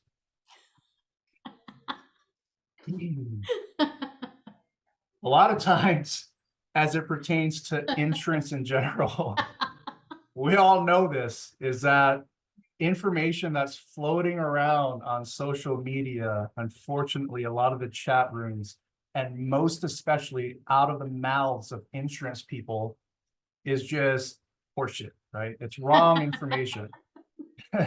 So We've our had mission- so many conversations about this. Yeah, it's hard to get like truthful information. Like for instance, on the chat here, insurance companies deny crowns and cracked teeth, saying a filling could have been done or will only allow a filling, and the insurance companies, of course, that they have that opinion, which is totally not in compliance with CDT, which the insurance carrier, by the way, has agreed to follow that. They changed definitions to deny claims. So we're going to talk about a lot of those mistakes. Well, Erica is going to be talking about a lot of the things that she's seeing here. But the one tip that I have before I turn things over to Erica is when it comes to insurance negotiations, for the last several years, contract optimization, which is basically like MetLife, taking MetLife, canceling that contract, and then renewing MetLife or opting in with MetLife under Dentamax or Connection Dental or Carrington, or any of the other umbrella networks that MetLife might use. So the biggest mistake I see with that effort is that when practices are in the termination process with MetLife, with the intent to move it to another umbrella network. When the insurance company asks, well, why are you terminating? The practices respond by saying, well, your fees are just too low. So we're terminating with the intent to have MetLife renewed under Mavericks or under Connection, whoever it may be. Now you've given MetLife your plans. You've showed you're playing a game of poker and you showed them your cards. So the question becomes, are they now going to renew you under the umbrella network or not? Most of the time when they know your intent, they will not renew you. They'll make you wait a year, 2, 3 years before that MetLife contract is renewed under an umbrella network. So when it comes to negotiations, don't give your intent to the insurance carriers. You give them the minimum amount of information. Don't tell them what your plans are, especially that. Don't tell them, especially if you're going through contract optimization, don't let them know. And the reason why is because what the umbrella networks are designed to sort of trick doctors into being in network with a PPO plan that they don't want to join, right? So naturally, when you join a high fee schedule umbrella network and you're out of network with every other dental plan, for that year, you could be pulled in to be in network with 50 plus dental plans that you didn't intend to be in network with. So this allows the insurance industry to capture savings and use your in-network status so that they can sell more dental plans in your community. The last thing they want is for you to know what that strategy looks like, which almost every practice does understand that you can do that. Well, not everybody, well, most practices know that. But when you share your intent, then the insurance company can block that, right? Where you're restructuring under the umbrella network for higher fees may not happen, right? All right, so Erica, what are some other billing and coding things that you're seeing in terms of mistakes that you want to share with the listeners today? So I want to start with, hello, everybody. I want to start with some of the most basic, because we do quite a few dental billing department audits. And I'm gonna back up a little bit. This picture behind me is one of the workshops. I do coding and billing workshops. And I get to have these intimate conversations with the billers, with the dentist, and I ask a simple question like, do you know which version of the claim form you are currently on? And a lot of times I hear, we're on the most recent version or the most current version. And then we have an opportunity to do an audit. And it's a completely free audit, but we do this audit and we find that they're using a version that is twice old. It's maybe the 2012 version. I've even seen people on the 2006 version. We are currently on the 2024 claim form. So I want to encourage everybody to make sure that your practice management software is updating, because the purpose of having the most recent claim form, which is one of the most basic of coding and billing accuracy, right, is to allow the insurance to process your claims in a timely and accurate fashion, so that with all the updated information. And the 2024 update was designed to speed up the processing of information, because they added some new boxes. And I think that was great. I'm a big fan of the most recent 2024 version. But if we were to start really dissecting and talking about the different areas that we could improve efficiency in dental coding and billing in 2024 specifically, I would say make sure that you update your claim form. I would also say make sure that you're updating your practice management software to include the new codes. And this includes diagnosis codes. I know there's been some talk around diagnosis codes, ICD-10 codes being incorporated into dental claim forms, but I'm calling 2024 the year of enforcement, because they've been asking us to put these diagnosis codes on a dental claim form since 2012, Ben. And it's been there, and very few billers have paid attention to it, because insurance companies have not enforced it. And now they are enforcing it. Some. And this kind of leads into a different topic that I'm not going to get into here today, but it's understanding self-funded plans and fully insured plans. So for those of you that understand that concept, I'm seeing that it's the self-funded plans that are starting to enforce, right? It's not the fully insured plans. It's not mandatory just yet.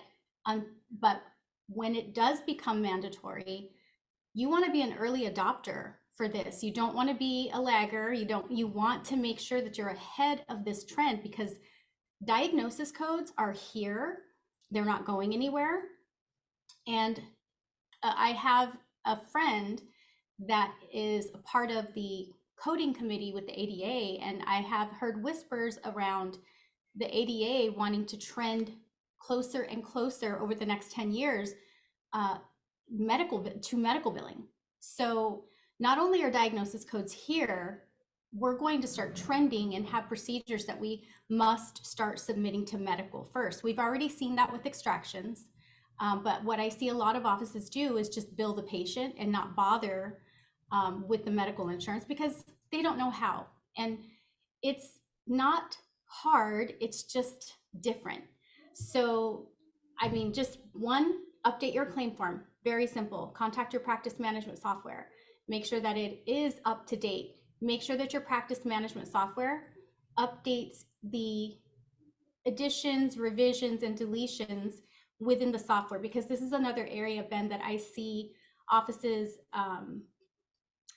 don't do, whether it's not having time, not knowing that we're supposed to call and get it manually updated, because some offices are on older versions, and those older versions of those softwares are not going to just automatically update. And then also making sure that you're activating, or where your diagnosis codes are to be incorporated into the billing process. And another thing that I want to talk about with 2024, especially with the diagnosis codes being incorporated more and more, the diagnosis codes, or the coding element of the billing, is the responsibility of the back office, believe it or not. And it is important that we understand how to code an exam. As an example, the doctor says, number 9 RCT post build-up crown. Typically what the assistant does is highlights number 9 and then goes to that coding bundle, highlights the coding bundle, and then it puts it into the treatment plan. Well, now what we would like to see as billers is the same process, but now we are adding the diagnosis. So if that root canal is needed due to irreversible pulpitis, we're going to add that diagnosis to that root canal in the exam so that it auto-populates on to the claim form. And now we have a seamless way of incorporating diagnosis codes. That's going to be a big learning curve, I anticipate, but I would recommend all offices to reach out to their practice management software, find out if there's a training that you can take. A lot of these softwares have on-demand trainings that you can take about how to incorporate diagnosis codes into an exam, so that now we can package that claim, submit a stronger claim with diagnosis codes and everything else that we package a claim with. So that's a biggie in 2024. And 2024 has so many additions, one of which being the 13th category of service, which is sleep. And we don't have very many codes, just like we didn't have very many codes when implants came out, but that's turned into a beast. So, just being aware of all of these updates is really going to help us with being on the up and up and submitting a clean claim. I want to talk about timely filing timeframes, because there was some chatter. I saw some chatter in a group, and it talked about Cigna reducing their timely filing to 30 days. And that could be true for that Cigna plan. However, what we need to understand is every plan, self-funded and fully insured. I don't know if that Cigna plan was a self-funded plan or a fully insured plan, but there is no such thing as a universal timely filing timeframe for, say, Cigna. across America. We need to understand that every plan will have a different timely filing timeframe. And if you really want to know, if you really want to get granular with understanding how your insurance, your top 5 insurance plans within your insurance profile, these are the plans that make up the majority of your insurance income to the practice. If you really want to understand, start asking when you obtain your breakdown of benefits, because they will tell you what the timely filing timeframe is for that particular plan. And I see this all over the board. I see a United Concordia plan that will have a 90-day timely filing timeframe, and then I'll see another United Concordia plan that has a 28-month timely filing timeframe, and they're both United Concordia. So it's not a matter of just listening to all the noise and the chatter that's out there. I think it's a matter of really going to the source and understanding these things on, as they are. Yeah, like that on that timely filing thing, it's funny that a lot of times we're getting feedback from other people that don't know online. And so it's kind of like the blind leading the blind, where Yes. the quick solution is just go straight to the carrier. It's because the carrier, the insurance carrier, is the one that sort of creates those ridiculous policies. One thing I want to kind of follow-up question on, Erica, is you mentioned the new CDT form. So one of the reasons why that needs to be corrected in practices, based upon what I've been told, is a lot of the insurance companies are shifting to a new AI claims reading system. So essentially, when you submit a claim, it is, of course, uploaded into the AI technology where they're scanning the EOB. This is what every insurance company already does: is they scan the claim to determine what codes and what keywords and what narratives are there to make sure that it's a clean claim for processing purposes. Once the entire industry replaces all all old claim forms, there's a good chance that you're going to be waiting months before you get paid if you're using an old form. Yes, right? 100%.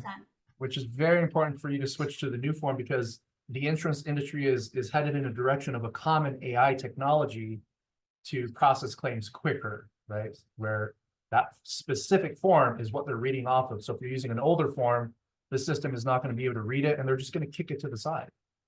Yes, and let's spend a little time defining what a clean claim actually is, because I think that term is thrown around a lot, and I don't think people actually know what that means. So briefly, I'll just explain. Coding has nothing to do with a clean claim. So the way you code, but a clean claim has everything to do with making sure that the demographic information is correct. You're using the most up-to-date claim form. You are incorporating the right elements in packaging the claim in order to get it paid immediately. It's a term established by Medicare, and it basically means you are giving the insurance company the ability to make a decision quickly, right? So approved, paid, denied, or denied. So that's truly what a clean claim is. It's not a matter of, eventually getting a claim paid. It's a matter, clean claims get paid the first time, hands down. And then also, Ben, I wanted to address a question here. It says somebody wanted to understand insurance adjustments and payments. When you have somebody who is posting payments, please make sure that they know how to calculate patient copays. They know how to read a breakdown of benefits. They know how to audit a patient's account, because when you're posting a payment and you're not doing the proper auditing of that account, and you don't know if that balance is a true patient balance or a true patient credit. I see offices that have so many credits on file and they have no idea if it's a true credit or, vice versa with the balance. Understanding the revenue cycle at the very beginning, right? So understanding what the breakdown looks like, how to read it, and then also, understanding how to calculate patient copays without relying on the system. Yes, we do want our system to be accurate, and we'll talk about that later in the panel, but we want to be able to rely on our system, but we should also know how to manually know if we need to make an adjustment or what is that? Yeah, insurance adjustment. There is a way to do this, but it starts at the very beginning of the revenue cycle. So inputting the breakdown of benefits into the practice management software the right way is Okay. going to help us with those insurance adjustments, but it starts at the very beginning of the revenue cycle. Excellent. We got more questions here if you want to take them. Yay, bring them on. That was the whole purpose of inviting questions. So thank you for sending them. So some of these I'll answer, some you'll answer. So one of the questions here is, what's the best strategic method to extricate practice from PPO insurance? Any tips? Are there any tricks to watch out for that insurance companies use to resist? So that's an entire, it really is a 4-day course to kind of go through the specifics. But Cheryl, good news for you is I have all of the instructions outlined in a very clean document. So I'll put my email up on the screen here along with Erica's. For your particular out-of-network question, or anybody else that might have out-of-network questions, send me an email as a thank you for attending. We will most certainly send you those documents. So next question here is, how can you really know if an insurance is self-funded or not? Many times insurance representatives don't even know the answer when I call them to ask. So if you happen to have the patient's insurance card, it will say third-party administrator, TPA. It will also say administrative services only. And that is a self-funded plan, right? So you can also, if they don't understand the verbiage that you're using to ask if they're self-funded or fully insured, you can ask if they provide administrative services only. And a lot of times when you switch the verbiage, they get it. So it's just a matter of figuring out what works for that rep. Some reps understand, other reps don't. And then ultimately, if we can't figure that out at the very beginning of the revenue cycle, then just wait until you get an EOB, because that's going to, the EOB should indicate if it's a self-funded plan or a fully insured plan. Excellent, very good. And then Veronica has a question here about your coding classes. So Veronica, on that one there, I'll share Erica's email, and that way you can correspond with her directly on her coding classes and schedule.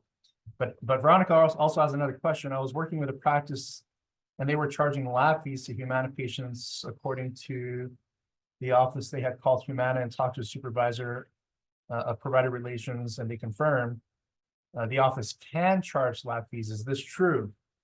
So do you mind if I take that, Erica? Yeah, please, that's all you. Okay. Yes, so some insurance companies do allow you to charge a lab fee. Dental Select here in Utah allows it, but they limit the amount that you can charge. Sometimes you can charge 50, sometimes you can charge 100. With Humana, I'm not really sure exactly what their policy is. So the best route to go in terms of your ability to charge a lab fee is, I wouldn't take the word of the insurance company. I would get their policy in writing, simply because a lot of times insurance companies, like an insurance representative that they just hired yesterday, will say, yeah, you can charge lab fees, right? They don't really know the answer, but the policy says you can't. So the way around that is, you actually can charge the patient an upgrade, a material fee in lieu of, well, in most insurance contracts, you can't charge a lab fee, but you can charge an upgrade or an added value material fee. And there's a whole process in which you can do that with any insurance plan, except for Medicaid. Medicaid requires you to use their own forms. But when you learn this concept with what the law says, most state laws and the federal law regarding insurance waivers, as well as your ability to collect for things that are elective services or elective things that patients would want outside of insurance coverage, you're 100% entitled to charge for those things. You just need to know those processes. So sorry, Veronica, while you're emailing Erica, you can email me too about, and I can give you, or anybody that's listening that's interested in that, I can give you some more resources on that. So here's a question for you, Erica. How much time? We got 7 minutes left. Okay. Is there an over the board primary / secondary rule? So I think primary and secondary, is there like a global rule? I don't think I understand the question. Yeah, I think what's being asked, so primary and secondary, of course, it becomes complex, right? Where I think the question is about how do we handle when the situation or claims when patients have a secondary insurance? Right? Okay, Is so there one rule to follow? coordination of benefits. Okay. I think that understanding your coordination of benefits clauses and how to apply coordination of benefits is very important, and understanding how to position primary and secondary, because there's so many little pieces that you need to navigate through. I strongly recommend that all billers, all dental billers, all billers in general understand the coordination of benefits. And it's a 50-page document, and I've read it like 12 times. So I know this inside and out, but essentially coordination of benefits is the golden, like the overarching rule for primary and secondary. And any question that you have regarding how to position primary or secondary, everybody always talks about the birthday rule. There's so much more to know about coordination of benefits outside of the birthday rule. So we also need to understand that what if one of these plans, a patient has dual insurance, doesn't have a coordination of benefits clause in it. So then that changes who becomes primary and who becomes secondary. I have a whole training on this that I can certainly, it's a free training, and I can certainly, for anybody that wants to know more about this, because like you said, Ben, earlier about the other question, this is a 4-day training. This is like a couple hours. I could talk about this forever. But it's not just a matter of, husband and wife, or, who goes first based on the birthday. There are a few more things that we need to understand around that. Absolutely. Excellent. So a couple more questions here. So with regards to HMOs, many doctors like HMO dental plans because they can, I think you meant stack codes in a way to reach their minimum fees for a procedure, because most of those HMO policies don't need to submit claims. Is that right? Well, let me see if I can rephrase that question here for you, Erica. So in terms of HMOs, what I'm hearing here is a lot of doctors stack codes, right? They add a series of codes in order to make sure that because of the HMO discounts are so heavy, like for instance, your crowns, you can only charge $250 to a patient. That's all you get paid for a crown on most HMOs. So when you stack more codes, it allows you to get the payment that you need from patients, right? And the question is that okay, considering that you're not sending in claims? So I have an answer to that, but we'll go ahead and get your feedback first, Erica. Oh, sure. So no, it's not okay. Even though we're not submitting a claim to an insurance company, we can still go through an audit. And if you charge the patient, you coded for something that is not justified, like I see a lot of, for example, root canals by a general dentist who will add calcified roots, but we need to charge more because your roots are calcified. If you went through an audit, you would fail, and it would probably trigger a bigger audit than, because patients are also going to call their insurance companies, and if it gets to the point where the insurance company finds that you are charging the patients for things that are unnecessary, then we could find ourselves in some compliance issues there. Yeah, I agree. Just a short thing to add to that is just, you bill for what you do.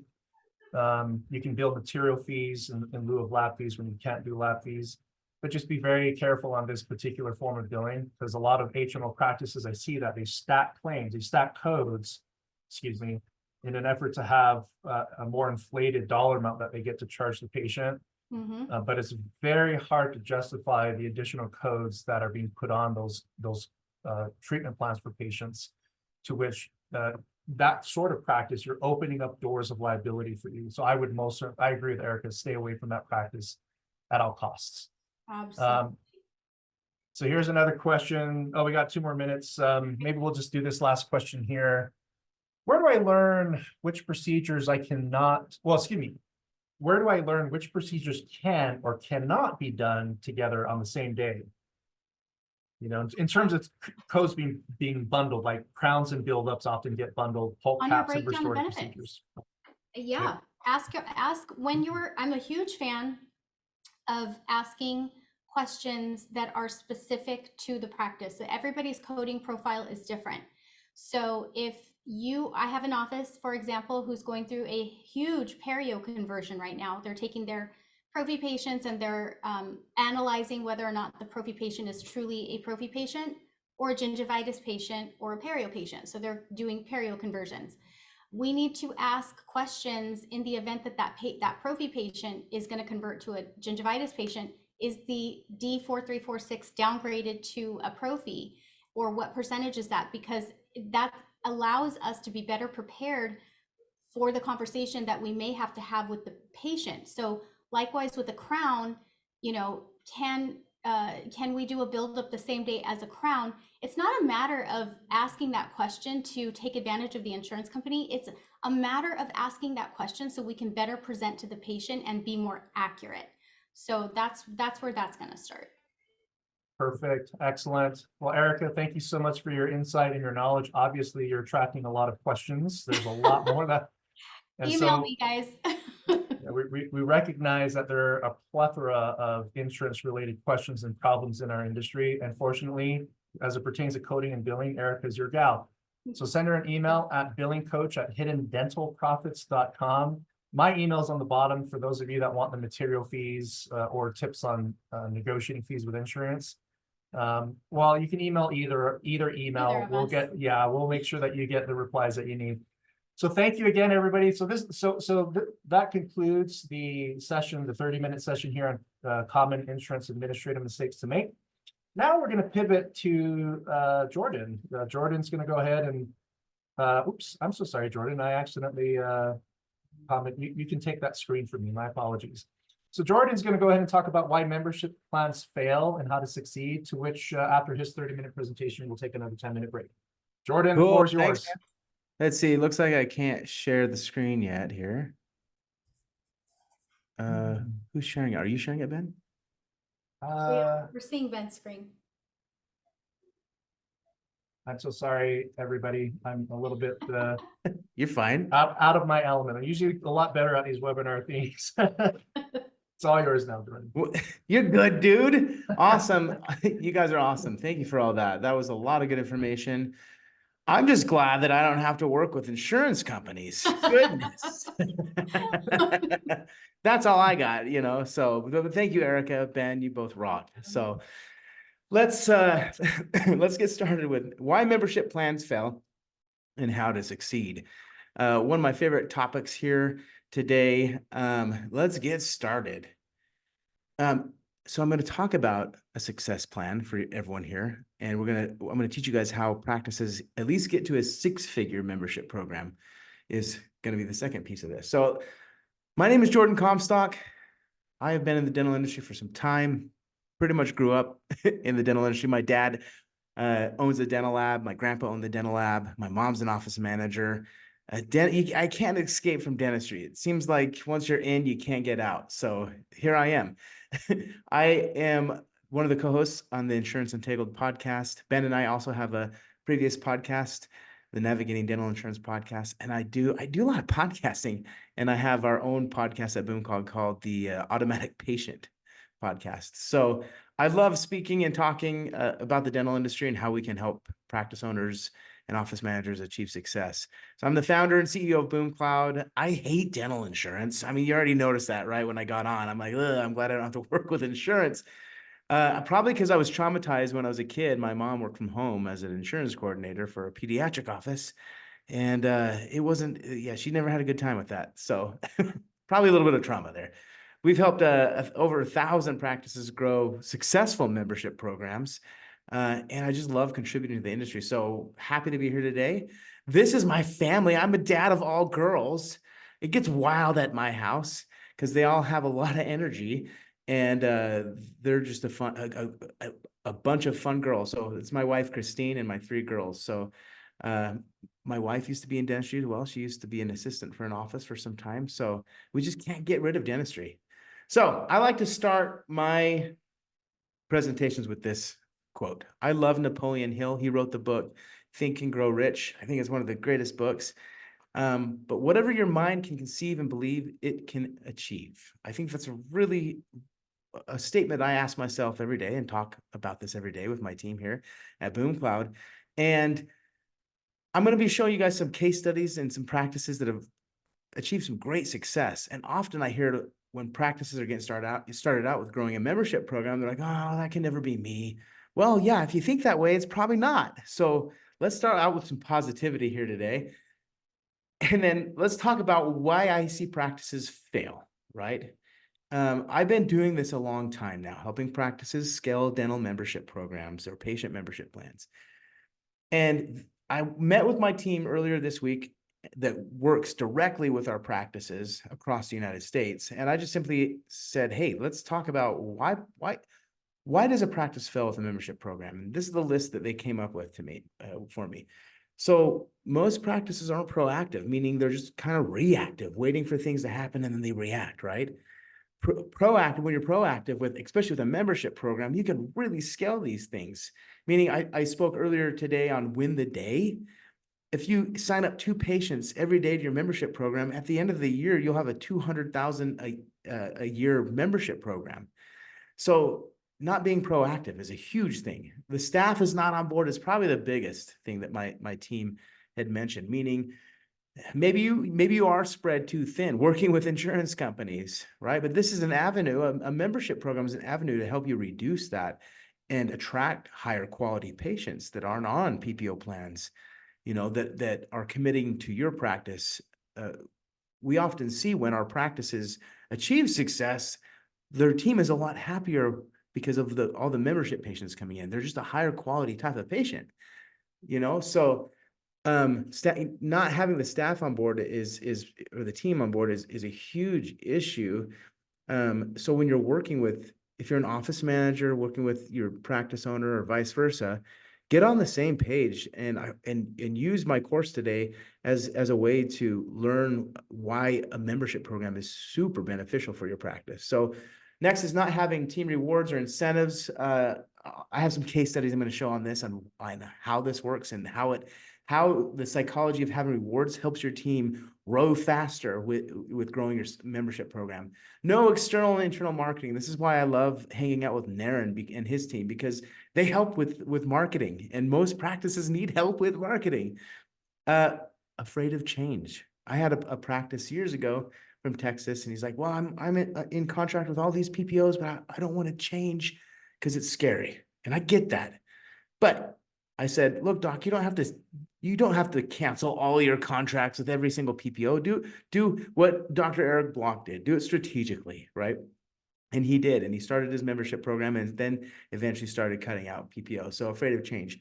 No systems, processes, or automation. This is huge. A membership program is a volume sport, right? We want to get a lot more patients signed up. It's not 50 patients signed up to your membership program. It's not very cool. Like it's not very successful. Poor pricing. Some practices will either charge too high or too low, so they're not profitable. And then not taking the membership plan as a core strategy that can really change the landscape and the business model of your practice. So these are the reasons why we failed. Now, let's shift gears and let's talk about how to succeed. So first, I always like to show this disclaimer. I'm going to talk a lot about revenue and a lot about success, right? Not everyone's going to be successful, right? But again, if you win the day and focus daily and by adding 2 to 4 patients, you can be one of these success stories that I'm going to be showing here today. So what I typically like to talk about too is if you're new to a membership program, this new opportunity, even if you have a membership program and the new opportunity is to scale it and grow it, typically membership programs are for general dentists, pediatric dentists, perio practice owners, and office managers in those type of practices. Oral surgeons, endodontists, and ortho, it's a little bit more challenging to do a membership program. So let's start out with this case study here. So this is a practice that started a membership program, and I'll walk you through why they were successful. But they came to my webinar, one of my webinars a year ago, and now they're at 687 active membership patients to their membership program, which generates $24,220 in monthly recurring revenue that automatically is coming in to their practice. Now, in a couple of slides, I'm going to talk about the details of like what is the description of a membership plan? How should we be thinking about this, right? This business model. But they achieve this by focus and having it as a core strategy in their practice, right? It's pretty cool to see this type of success for practices, right? So the goal today for me is the only way to create recurring revenue for your practice is through membership programs. And let's say also say patient loyalty, right? Because patient loyalty is really important. You're going to have Naren and his team marketing and getting more patients, and then you're going to have a membership program that helps you retain those patients. You may be reducing dependence on PPOs and trying to convert patients over to a membership program. You need retention, and a membership program is great for that, right? So that's the goal to discuss that today. And then our technology, Boom Cloud, is a process or automation that can help you systematically grow and manage your plan flawlessly. Okay, so let me tell you, years ago, I had the idea to create membership programs in dentistry and help practices because some of my clients at the dental lab were venting to me about dental insurance. Ugh. And of course, growing up, hearing my mom talking to dental insurance companies and her struggling through that throughout her career. Even today, she can't stand it, right? So I started my career in the dental lab. This is my dad's old dental lab. They've since moved on and they've got a bigger location. It's awesome. It's an old house, right? Salt Lake Dental Lab is the name of my dad's dental lab. And it started in 1906. And I managed the dental lab for about 8 years. And the struggle we had is that the lab didn't have a type of recurring revenue model, right? So we really hit hard on the feast and famine months. Everyone knows, I think, here of September and other like feast and famine months that you may feel. I know April could be one. Sometimes in the summer, you may have July as a famine month. But this was a real big struggle for me, and it was really challenging to grow the dental lab because we didn't have recurring revenue. And the same is true for dental office. Recurring revenue is hard to come by because most practice owners don't learn about business and they don't learn about revenue models that help really manage and sustain a business, right? So I dealt with this feast and famine model for 8 years. I managed the dental lab during the Great Recession, which was a challenge in and of itself, but without a great business revenue model, it was really challenging, right? To the point where I almost lost my house. And then I started Boom Cloud because I was really hungry to learn how to create recurring revenue for myself, but for those in the industry, practice owners, my friends here in Utah that are practice owners. I really wanted to help. So I read this book. This is a required reading. If you're hanging out with me today, go get this book. Pretty sure everyone has Amazon Prime, so go order it on Amazon. It's called The Automatic Customer: Creating a Subscription Business in Any Industry. This really was the book that inspired me to create our software platform that helps practices scale membership plans. So I learned about recurring revenue, and hopefully today you guys will come out of my presentation learning why recurring revenue is important and how it can help your practices succeed and reduce dependence on PPOs. Right, so go grab that book. I read this book, and over the past 10 years, managed my dad's business. I really discovered the hard way to manage a business, and it's really not having a predictable recurring revenue stream, right? That's really what it came down to me. And even when you think of like other business models, making sure you have consistent marketing that's driving that, let's call it recurring marketing that generates recurring revenue, right? So both of these are really important. So I learned the hard way through the dental lab of what not to do and what business model allows us to struggle. So let's get to the easy stuff. And really, if you're listening to me today, if you're struggling, this is probably why. You probably have too many PPO contracts that are cutting your profits. Earlier today, I talked about maximizing same-store growth in your practice or optimizing, the average revenue per patient. PPOs don't do that. That's the opposite. They cut your revenue from your practice that allows you to, if you had more of that revenue, you can invest more into your patients, more into your team members, and into your practice, right?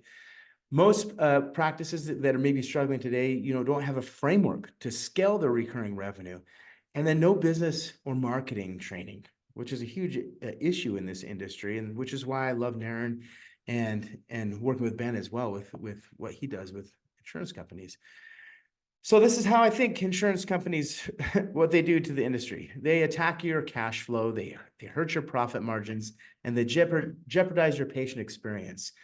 I did analysis, you know, a couple months ago, and we found that the average income lost in a dental career is about $16.8 million in revenue lost, right, because of PPOs. So what does that mean? Well, if you had that $16.8 million throughout the lifetime of your career, you probably could have reinvested more into your practice. You probably could have had a better retirement plan, right, put in place as well from a personal standpoint. So this is why I don't like insurance companies. It's just a horrible business model. It's kind of like a win, lose, lose. Like they're winning, everybody else is losing. So we're going to talk about how to reduce that today, right? So the hard way, working with too many PPOs, too much write-offs, not creating a membership plan, manually managing a membership plan, and truly not thinking that as a core, thinking of it as a core strategy that can really help your business model and your patients. It goes both ways. I'm going to talk a lot about revenue, but it really helps your patients as well. It's a win-win, right? Not automating your subscriptions is a huge component too. And not marketing to your existing and external patients. This is really what makes everything fail, right? We want to avoid this. We want to set up a membership program so it really can be a successful journey for you and your patients.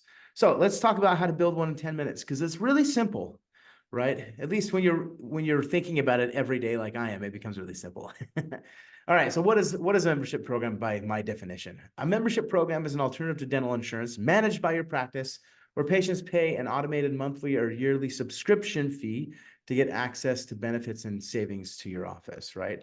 A good example is Amazon Prime. In the chat, if you have Amazon Prime, put an A in the chat if you have Amazon Prime. We'll do a little experiment here. So if you have Amazon Prime, put A in the chat. Let me pull up the chat so I can see it. Sometimes I don't see it. Oh, I'll put an A too. And after you signed up for Amazon Prime, put a $ in the chat if you ended up spending more money with Amazon, meaning you're getting a package on the porch every day like me, right? So put a $ in the chat if after you became a Prime member, you started spending more. Beautiful. Look at all this. Yeah, I should put like $50 signs. This is called membership psychology. Typically, when members subscribe to something, they end up paying more to that company or organization, right? So it's membership psychology. And this is exactly what happens in dentistry. When patients join a membership program, they end up spending about 3 times more with your practice or saying yes to more treatment, right? Because they're feeling like they're getting a good deal and they want to maximize their membership plan benefits, right? It's an awesome thing that we can do for our patients, right? So this is why I love membership plans, is that you create a robust patient loyalty system, right? You generate that predictable recurring revenue in your business model, right? You smooth out the feast and famine months. We don't want that. We don't have time for that anymore in dentistry, right? A membership program, because of the subscription revenue, helps you increase the valuation of your practice, which is a beautiful thing at the end of your career, that you can exit your practice and have a really good exit, right? It helps you reduce dependence on those nasty PPOs. And helps reduce patient cancellations, because patients commit with their wallet now when they're subscribers versus their word. And like I said before, I went to the slide, members buy, roughly 3 times more when they are committed to your practice. So it's a beautiful business model. Every business, if you think about this, every business needs these components, right, to have success. So talking about predictable recurring revenue, I know I don't like insurance companies, but their business model is quite genius, right? They have a lot of recurring revenue. It's the reason why they have some of the biggest buildings in your state, right? So this is an example of a membership program right here. Now, there's a lot of things you can do and a lot of strategies here, but this is the core, the strategy for most practices. It's a maintenance program essentially. I'll let you take a snapshot of this. You can look at all the benefits, but typically it depends on the pricing too of your location. We do recommend that you look at your income demographics in your area, and you can really hone in a pricing strategy that attracts the masses when you do that, right? Some other plan ideas that are working really well, and I forgot to put one on here that's really important. Unlimited whitening subscriptions are really popular. In fact, there's a 15 location practice just here in Utah that all they do is whitening subscriptions. That's it. And they've grown to 15 locations because of that recurring revenue model. It's really critical. You can do perio plans, discount only plans, and pediatric plans. What I didn't put on here that's a growing trend right now in dentistry is Botox membership plans. Yes, we got practice owners and dentists doing Botox and creating a membership program out of it. You know, and we see the pricing for those at, you know, roughly around $165 a month for like a Botox membership plan. It's kind of cool. Never thought I would see that when I started this in dentistry. So that's kind of how a successful program works, right?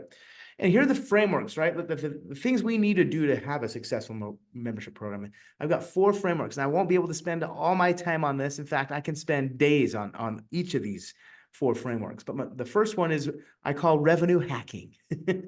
How to drive revenue from your existing patient base, right? I mentioned earlier again today, that's same store growth, right? Or average revenue per patient growth over time, right? So that's the first thing I want to do. Most practices have uninsured patients and inactive patients that are sitting dormant in the office, and it's not created a revenue stream, and they're not accepting treatment because they think, well, I don't have insurance, so might as well not go, right? Which we all know that's false. They can go to the office, especially if you have a membership program. That makes it super easy. Number 2 is reward hacking. How to effectively motivate your team to help grow your membership program. We're seeing a tremendous amount of success. In fact, I think this is one of the top secrets of success for growing a membership program that nobody really talks about in the membership space is incentivizing and rewarding your team members.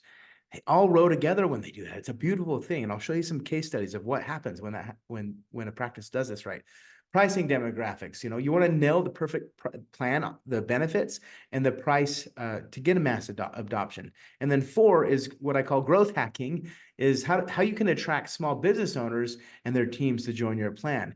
Often, I think over half the United States doesn't have dental insurance, right? And most of that is sitting in small business land with their employees. So there's a way to go out and really grow your membership program with that strategy.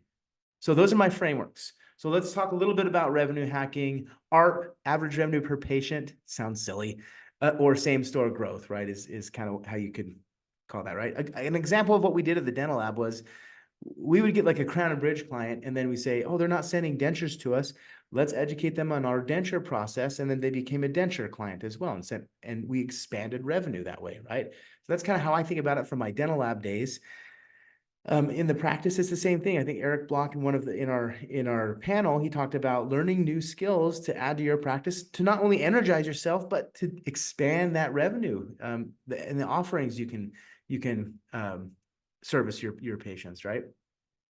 But expansion from existing patients is really important because we all have customer acquisition costs. And if you've already acquired a patient through your marketing channels, and they're paid off, that expansion is pure profit, if that makes any sense. So the newly added service is pure profit when it comes to marketing costs, right? So that's how I think about that. It's really important. So let me take a minute here and walk through this case study. This is a practice, once again, hung out with me on a webinar. Pines Dental, they focused solely on their existing uninsured patients to enroll, right? And reached out to them through text message marketing, email marketing, and as the patients came in, and grew their membership program to 400 active membership patients, generating just under $15,000 in monthly recurring revenue. How would this change your business model if you were truly to scale a membership program? That could cover payroll, that can cover, depending on your size of practice, right? That can cover lots of things. Or if you wanted to reinvest that into a growth strategy, maybe you want to hire a bunch of marketing, you want to do some marketing campaigns, and that can fund it. A membership program is not just a recurring revenue strategy, it's a reinvestment strategy. So here's another one. This is Ala Moana Dental over in Hawaii. They implemented reward hacking, right, and incentivized their team.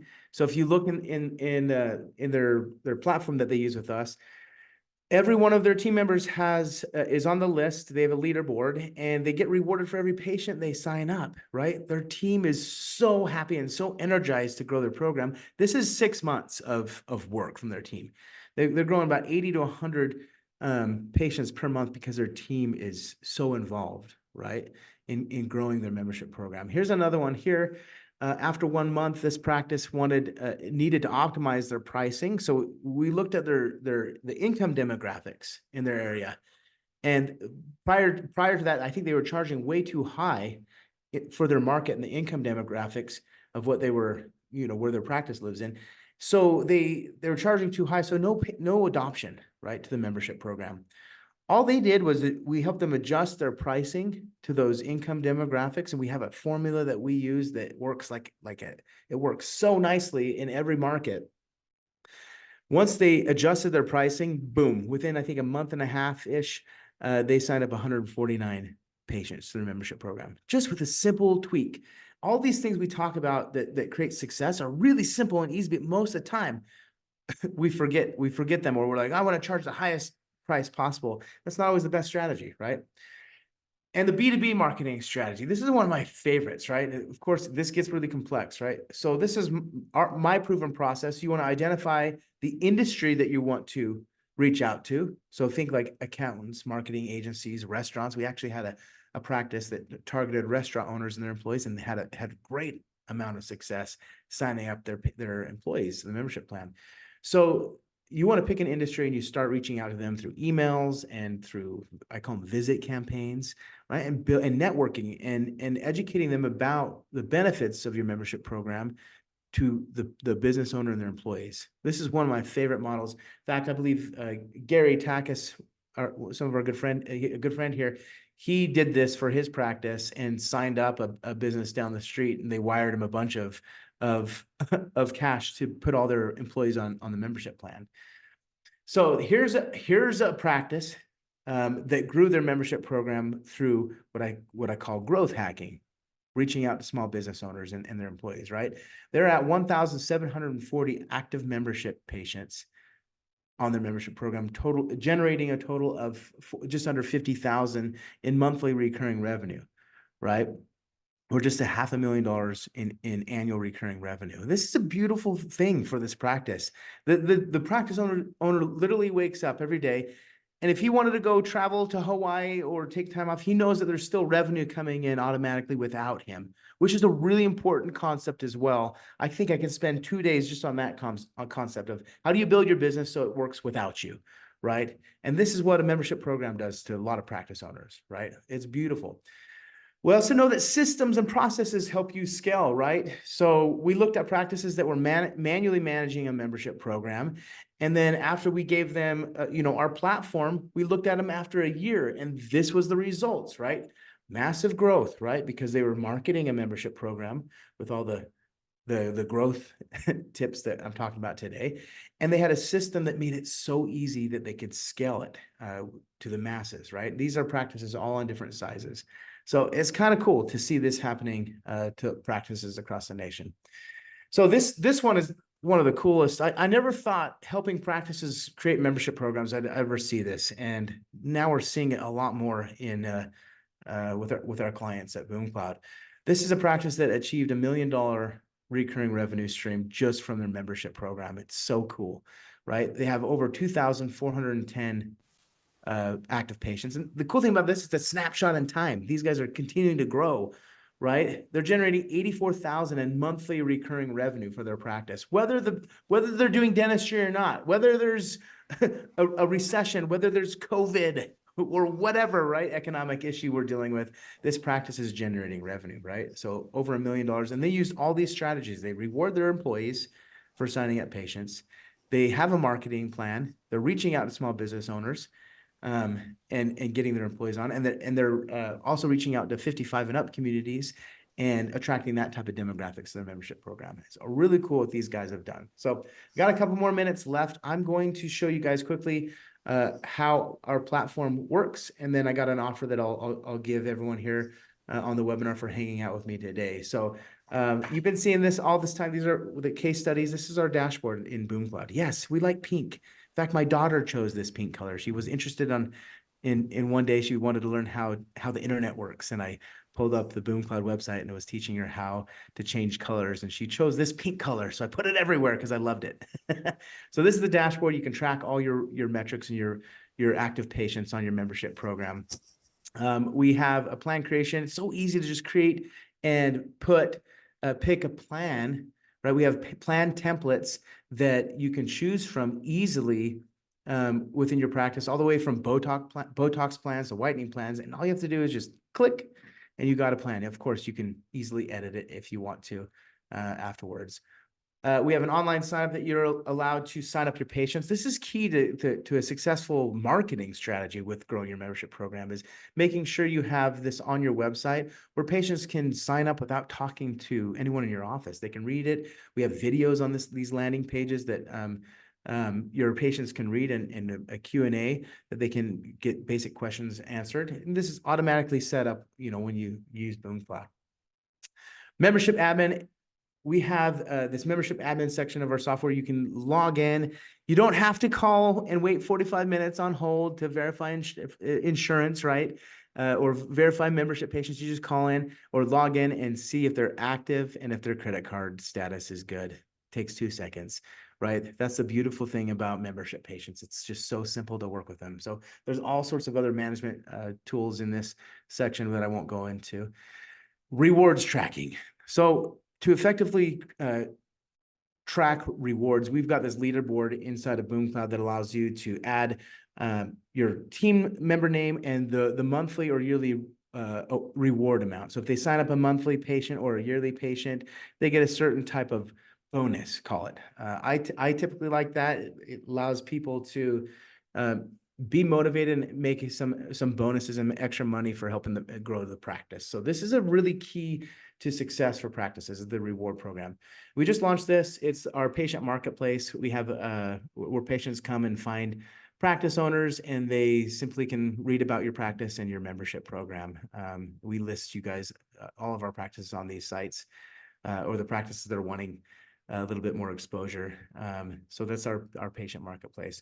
So I'm so pumped to help anyone get started with membership programs. I've got an offer here for everybody for joining. We're giving a free month of BoomCloud to all offices that are interested in either creating a membership program or joining one. This is all you get. This is what it would typically cost if you were to manage a membership program manually, right? And the excess time.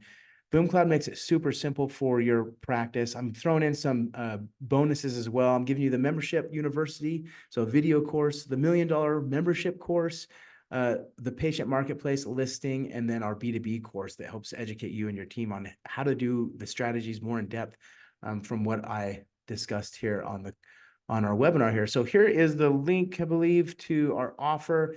And this is only for webinar attendees only today. Once the webinar turns off, we're going to take the landing page down there. So that's my presentation. I hope I inspired you guys to create more recurring revenue, reduce dependence on PPOs with your membership program. So that said, are we doing a panel next, Naren? Is that what we're doing? Yes, I think we're taking a 10-minute break, and then we will wrap up the last half an hour with the insurance panel. So gather your insurance questions, post them in the chat. Actually, several of the ones that were already there, we'll take a look at those, but 10 minutes and we'll wrap things up with the last half hour of insurance panel. Okay, sweet. 10-minute break then. All right, looks like we're ready to get started with the final segment of our presentation today. I believe, Jordan, you're going to be hosting this panel. Yeah, I'm so pumped. You got, it's like, hey, let's make the guy that hates insurance host the insurance panel. I love it. That's how we roll.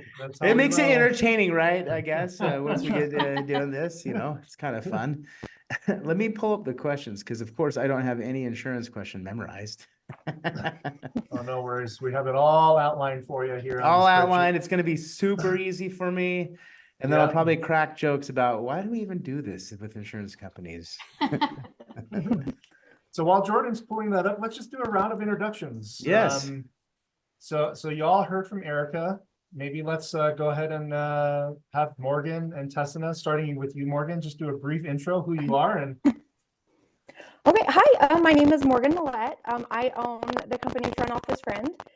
I have been in the dental field for just over 12 years. I started when I was out of high school and starting college. My specialty that I've just kind of gone with is I'm really good at checklists. I'm really good at insurance appeals. I consider myself, the queen of checklists, the queen of appeals. I have everything written out, laid out. I have systems and procedures for everything. I love the insurance industry, as frustrating as it may be. But yeah, I live in Salt Lake City, Utah. I have 2 kids and a dog, and I've been married for the past 10 years. Wonderful. Excellent. Awesome. Thank you. Hey, one Who's quick, that? real quick, there's some audio interferences coming in there. It sounds like maybe Morgan, is your cord plugged all the way into your computer? Yeah, it is. The insurance Here, I companies are doing it to her, I swear. can- right. Yeah. That's what's going on. Yeah. It's Cigna. It's Cigna. It's doing Cigna. that. Goodness. Yeah. We'll let you figure that out. Who's that? Who next is Erica? Tessa and I believe. Tessina? What's up, Tessina? Hi, how are you guys? Doing good. Yes, I'm Tessina, sometimes called Tessina or whatever variation thereof. I've gotten pretty used to getting my name mixed up. I just tell people like I don't have an identity crisis, like I know who I am, so it's fine. I've been in the dental industry, I don't know, forever, since like 2008 or something. So a little while, and I think I've mentioned this in the past. If you guys, anybody's known me or listened to the podcast, my father was in the CIA. So for some reason, I got this really big passion about insurance companies kind of bullying dental offices and all that stuff. And I got really aggressive about it and was like, I want to empower offices and how to like take back that power and not let insurance companies bully them around. So that's how I got started on this. Love it. It's been really fun. We are also doing the insurance verification company, which has been super fun because I feel like that's the very first spot that it starts is like knowing those patient benefits. And that starts to get you that power and control, like knowledge and information. That's where it starts. And then you can start battling from there. So yeah. Awesome. Love it, Tessina. Erica, Yes. what is up? Introduce yourself and Hey. tell us a funny joke. Hi, everybody. A funny joke. Oh gosh, I'm like the worst person. I'm just for trying to that. throw you off. I'm teasing. That was the joke. It's trying to throw you Oh off. gosh. Okay, yeah, that stressed me out a little bit because I don't know. Hi everybody. I like Morgan and Tessina. I enjoy helping offices beat the insurance game. Beat the insurance companies. They take premiums from our patients and deny claims. So earlier, was it you, Jordan, that said insurance companies are winning and then it's a lose-lose? Win, lose, lose. Yep. It's so true because win, lose, lose, because the patients lose. And it gets even scarier when we have somebody that doesn't really understand the revenue cycle. So I can appreciate what you said, Tessina, about, you know, the insurance breakdown is really where the revenue cycle starts. Like this is where I see a lot of breakdown. So yeah, that's me. Thank you. Benjamin, my buddy, my neighbor, my pal. What's up? I echo what everybody else says, except for that I am not them. I have my own identity, Ben Tuine. No, but so obviously we're all insurance. I mean, we're all in the space of insurance. So 4 of us. So Jordan's going to ask us some questions, but again, like the last round, we may not get to everybody's questions that they put, we got a lot on here. So just send us an email with those questions. We'll get them answered individually. So Jordan. Okay, cool. I got a list of questions. We'll pound through it. So we'll start with Morgan. Are you cool with that? Okay. Yeah, is my audio okay now? It's still a little clickety clackety. That's here. Why don't you go with either Tessina or Erica? And I'll go see with if I can. I'll go with Tessina. We'll start Yeah. from on my list at the bottom up. Okay. Tessina, how much money are offices losing because they're not familiar with the ADA codes? Yes. Oh my goodness. So much money. I would say on average 130,000 a year. Erica will have those numbers better than I do, but she does more in that space. But what I really want to talk about is when I go into these offices, that's a big thing we find or we run across, is that these offices aren't billing all of the codes that they should be billing, or sometimes they're not even billing correct codes. Your software prevents you sometimes from billing outdated codes, but if you don't have that updated, I actually run into offices billing outdated codes that are obsolete, that aren't available anymore. So with that though, again, going back to the insurance verification world, knowing which codes are actually covered services codes and which ones are not covered is a huge benefit, because if it's a non-covered service in majority of the states now, you can bill that full office fee instead of taking the contracted fee. If it's a covered service and it's denied because they thought it was a rainy day that day, that's what I always tell people. They deny it because it was raining that day, but it's a covered service. You actually are required to take that contracted rate. So it's really important to have that knowledge ahead of time, prepare your patient appropriately so that you can be collecting as much as possible. Awesome. Thank you. Ben, you're next. I got a question for you, dog. Sweet, go ahead. All right, Ben, how do you avoid consistent denials or unbundling on buildups? Oof, what comes to mind is starting, of course, with the benefit breakdown there. It's important to know, if you know that the buildups are covered, but they get bundled, at that point, it's a function of policy for coverage, right? Like for instance, Cigna, they require you to report the seat date in order to unbundle the crown and the buildup. And then Aetna, from time to time, I don't see them doing this a whole lot. Maybe Erica, Tessa, and Morgan can chime in on this as well. But some insurance companies like Aetna are requiring post-op x-rays to get the buildups unbundled, right? So you have all these different policies. What I would suggest to know what the policies are for every insurance plan is you can request the policy and procedure manual. Sometimes they're called dental resource guides. And that gives you sort of a breakdown of the insurance company's interpretation on how they're going to pay for certain things like buildups. Like there was another question today from one of the participants about what procedures are bundled, right? Or what procedures you can't do on the same day of service, like a pulp cap and any restorative procedure, likely the pulp cap or, one or the other is usually bundled into that particular reimbursement, right? So dental resource guides or policy and procedure manuals is what they're called. And it's just a breakdown of what the insurance companies, how they pay on codes and claims, right? But the other part of that is that, I'll throw out a promotion for Erica and Morgan. They have manuals, books, and lots of resources on that and a lot more. So that's my answer on the bundling and with regards to the buildups. Sweet. Thanks, Ben. Yeah. All right, Erica, you're next. Are you ready for this one? Ready. Okay. All right, let's go. What are the most common mismanaged billing practices that you have seen in dentistry? Not getting an adequate breakdown. Okay, not getting an adequate it. breakdown. How do they do Yes. that? Like, what's the best tips for that? I mean, that's Yeah. it. Sweet, that's it. Okay. That's it. So, okay, I'll dive a little deeper on that. Yeah. And not getting an adequate breakdown. I look at breakdowns all the time when we're doing an audit, and some are so basic, they just ask for, standard annual maximum, and then what percentages for, preventive, basic, and major. But they're not asking code specific questions. They're not asking the right questions. And to make it worse, we take this very minimal breakdown, and then we don't accurately put it into the practice management software. And then we wonder why we don't have accurate treatment plans. Why do we always have to make adjustments? Why do we always have to override the treatment plan? Why do we have surprise balances or surprise credits? And this stuff can all be cured with a good breakdown of benefits. Okay. And can you hear me? I just kind of want to add on to that. So not only do we use the breakdowns, for verifying benefits, but I use insurance breakdowns to double check the insurance payments.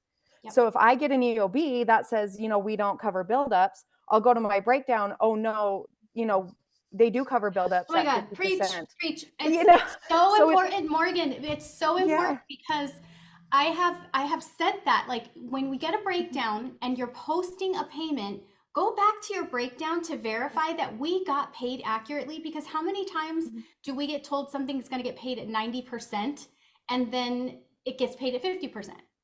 And it doesn't get caught because we don't know to go look at our breakdown. Right. And Right. I'm going to add one more thing. Yeah. Go for it. If you have that breakdown recorded with who you talked to, you can appeal the Yes. payment that they made wrong to get them to correct that payment. Even if they gave you misinformation, they have to own up to that misinformation because it was their representatives that gave that to you. Yeah. That's many it. layers. It's almost Too like you many got layers to this question, Jordan. Yeah, I'm just the guy. I don't even. I honestly don't know what you're talking about. I'm just kind of playing along.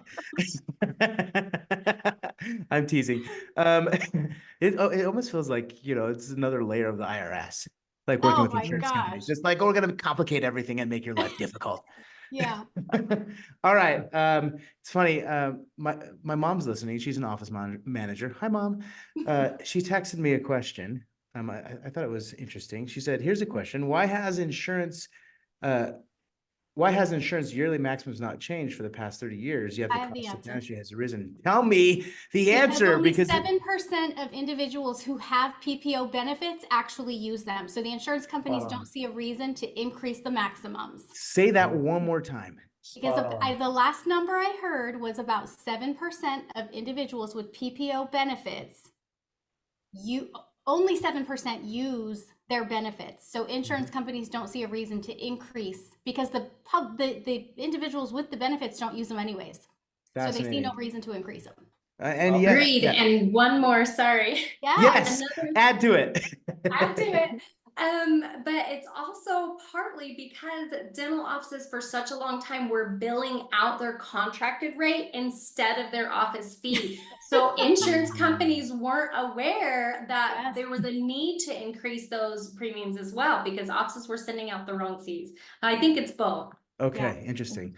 Well, and they probably make a ton of profit by not changing anything, right? Yeah, and they Let's want to be make honest. money, right? Yeah. Yeah. And there's nothing wrong with wanting to make money. Let's be honest, right? Right. But when it's like at the expense of others, Mhm. it's kind of weird. So, all right, cool. Morgan, you're next on my questions here. Okay. Buckle up. This one's a big one. I know. Rehearsing it in my head over here. What are some steps office can take to retain patients? Okay. Easy. So I'm slow pitching you. no, you're good. Because when you put in the effort to bring in new patients, and the next step is to retain them. And there are two things that I have seen when it comes to retaining patients. It's what I've seen with other offices, what I've experienced is the first thing, and this is my philosophy, is how the patient is greeted, whether on the phone or when they come in, it can set the tone for the appointment. Sure. So one thing that I always did is I made a point to kind of connect with the patients on the phone. And I did that by answering the phone, and I used my name. So when the patients would come in, "Oh yeah, hi Morgan, I talked to you on the phone."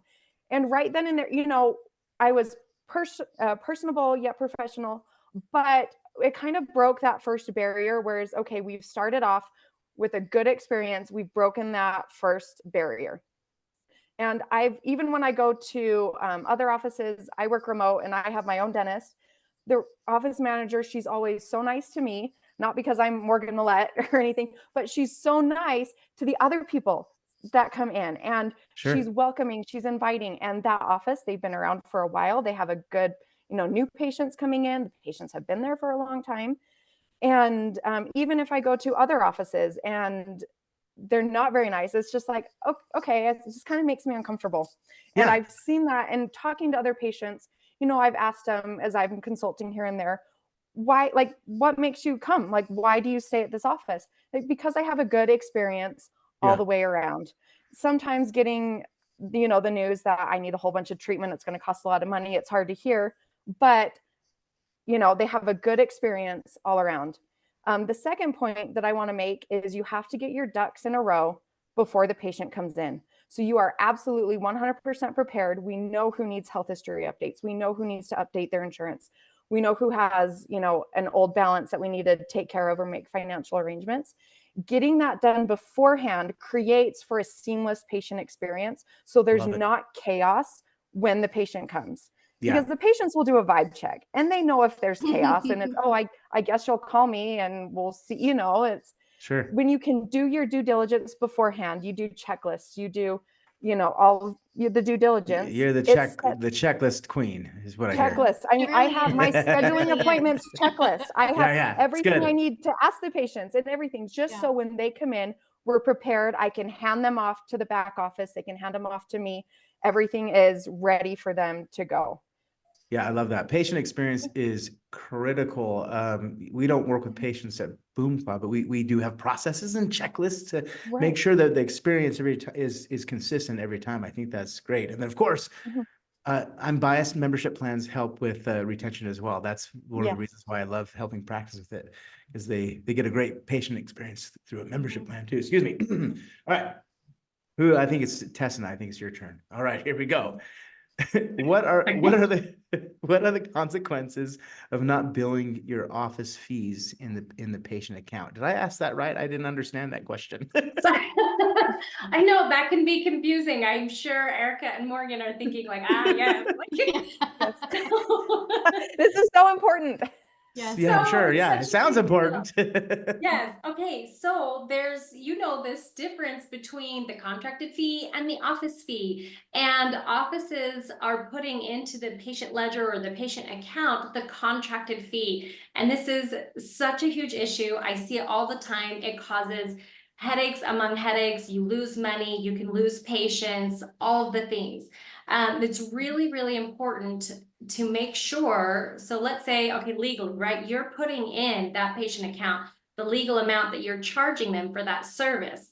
If you're putting in that contracted rate, and let's say you didn't update your fees and the insurance company had increased the fees, or it's a secondary situation and you're allowed to collect up to full fee, all of that now is being restricted by what you've stated you've charged for that procedure.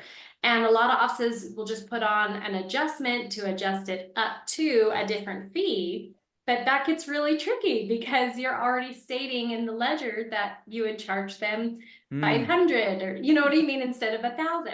So especially I see this on the double coverages a lot. When you have the two insurances, you're allowed to collect up to full fee. And when that secondary comes in and pays, if you only have one contracted of the lowest rate in there, now you're stuck with this issue of how do I get to where we can have that higher fee instead of the credit going to the patient. So most softwares are catching up with this. It's Hopefully, becoming it's becoming more common in some of the newer softwares that the office fee is automatically put into the ledger or the account. I see. But Dentrix is not. So my Dentrix offices, please. Come on, Dentrix. Yeah, they're so outdated. They're just down the street. They've been doing this for years. Let's go. Right? Let's go knock on their door and get this fixed. Yeah, I know where the door is. Yeah, most of the offices with Dentrix say that their Dentrix doesn't allow them to do it. There is a way to do it. I can't remember now what it is, but call your Dentrix support, find out what you need to do. And I have some softwares that obviously have caught up to it, but some offices choose to go back to the contracted because that's what they were comfortable with before or thought needed to be done. Do not bill the contracted fee out to the insurance or in the ledger. It should be nowhere. Get that contracted fee out of there. And not only that, real quick, is Go ahead. let's say you're on an umbrella network and let's say you have two Humana plans. I know, right? Sorry, that happens. But, okay, so if you do a service that is not covered by the insurance plan, you can charge your contract, you can charge your UCR, your office fee for it. So if you have two Humana plans, one pays for, let's say, implant abutments and crowns, and the other one doesn't. Well, obviously they're going to have a contracted rate, but now you're, giving that patient a discount when you don't really need to. Yes. Sure. And the only way I have even come up with a solution for offices who still want to do this is you would need to have a separate fee schedule for each individual plan. For Humana plan that does cover implants, that doesn't. It's not an efficient way. It's not effective. It's such a high maintenance method Yeah. of running an office. And here we're And it's putting just all- not working, right? They're not doing it. They're not going through the trouble to figure out how to get that higher fee. And most of the office managers, they don't worry about it. It's not their problem. Yeah. They don't, you know what I mean? So the doctors That's are too just bad. losing the money on this. Ah, that's too on these bad. Yeah. procedures. Right. Yeah, I don't like hearing that. That doesn't sound fun at all. On both sides, right? Office Yeah. manager and practice owner. Mhm. All right, Benjamin. Yes, sir. On larger treatment plans, can you have the patient pay in full, then refund any insurance payments back to the patient? Yes, so there are regulations to consider. The overbilling being the number one law federally and state wise, that if you're in network, not only is it a violation of your contractual agreement to collect beyond the in-network allowed rates, right, or whatever your contractual fees are on a per procedure basis, but it is totally fine to estimate high on treatment plans. Like a good example is when a lot of times posterior composites get downgraded to amalgam, right? So many practices would put a buffer of 10 to 20% more on the patient's co-payment, which is overbilling if you don't correct it once the EOB comes back. So you have a grace period to correct and reconcile your balances with patients to either give them refunds or credit. Every state has a different regulation on that. So as it pertains to collecting in full, yeah, you can do that. You can collect in full on any treatment plan, so long as you reconcile down to the EOB, what the EOB says the patient should have paid as quickly as possible. My standard is within 30 days that needs to be reconciled, right? But regulatory wise, I think a lot of states give you up to 3 months, up to 90 days, some states up to 1 year. But if you do it as soon as possible, you have nothing to worry about. You just can't collect it. You can't keep a penny more than your contractual rates. Sure. Right. Okay. So. Thanks for that. Oh, this next question for Erica. This was interesting to me. Erica, which KPIs do you look at when you're measuring billing department performance? Oh my gosh. I look at 5, and Sweet. it's really where it's like a preliminary look under the hood type of thing. When I'm looking at a dental billing department, I've asked doctors, how do you feel your dental billing department is performing? And I hear like, I have a dental billing department. What's that? Yes. Huh? Yes, we do have a dental billing department. And so the 5 KPIs, I'm going to look at the 0 to 30 day column. Okay. I want to see that 92% of the claims are getting paid in less than 30 days. Then I That's jump great for down cash flow. to the 61 to 90 day column. I don't like to see that heavier than 5% of all insurance money owed to the practice. This is all Okay. insurance AR, friends. Yes. And then the 90 plus day column, I don't like to see that heavier than 3% of all insurance money. That's a painful one if there's money there. Yeah. Yeah. What was the percentage on that one? Less than 3% of all insurance money owed to the practice. Okay. And then I also take a look at days in AR, how long, and in correlation to the 0 to 30 day column. Usually the days in AR are higher when the 0 to 30 day column performance percentage is lower, meaning it's taking us quite a bit to get paid or close the claim. I don't want to say to get paid because sometimes we're paid, but we're understaffed, so we don't have anybody to post that payment. So it's taking longer to close that claim, and which is affecting our days in AR, which is still an issue that we need to talk about. And then finally, something that a lot of people are surprised I monitor is the hygiene performance, overall hygiene performance percentage, because so much coding opportunity and billing opportunity is in the hygiene department. In fact, I would say the majority of the opportunities fall under hygiene. So we like to see that the hygiene performance is at 60% or greater. And I will tell you, we have literally in the history of my company only ever seen one office that has been greater than 60%. And that office we met with yesterday. And Dr. Pearson's office is at 65%. But nice job, Dr. Pearson. Yeah, shout out to Dr. Pearson. She's awesome. So those are the 5 KPIs that I look at.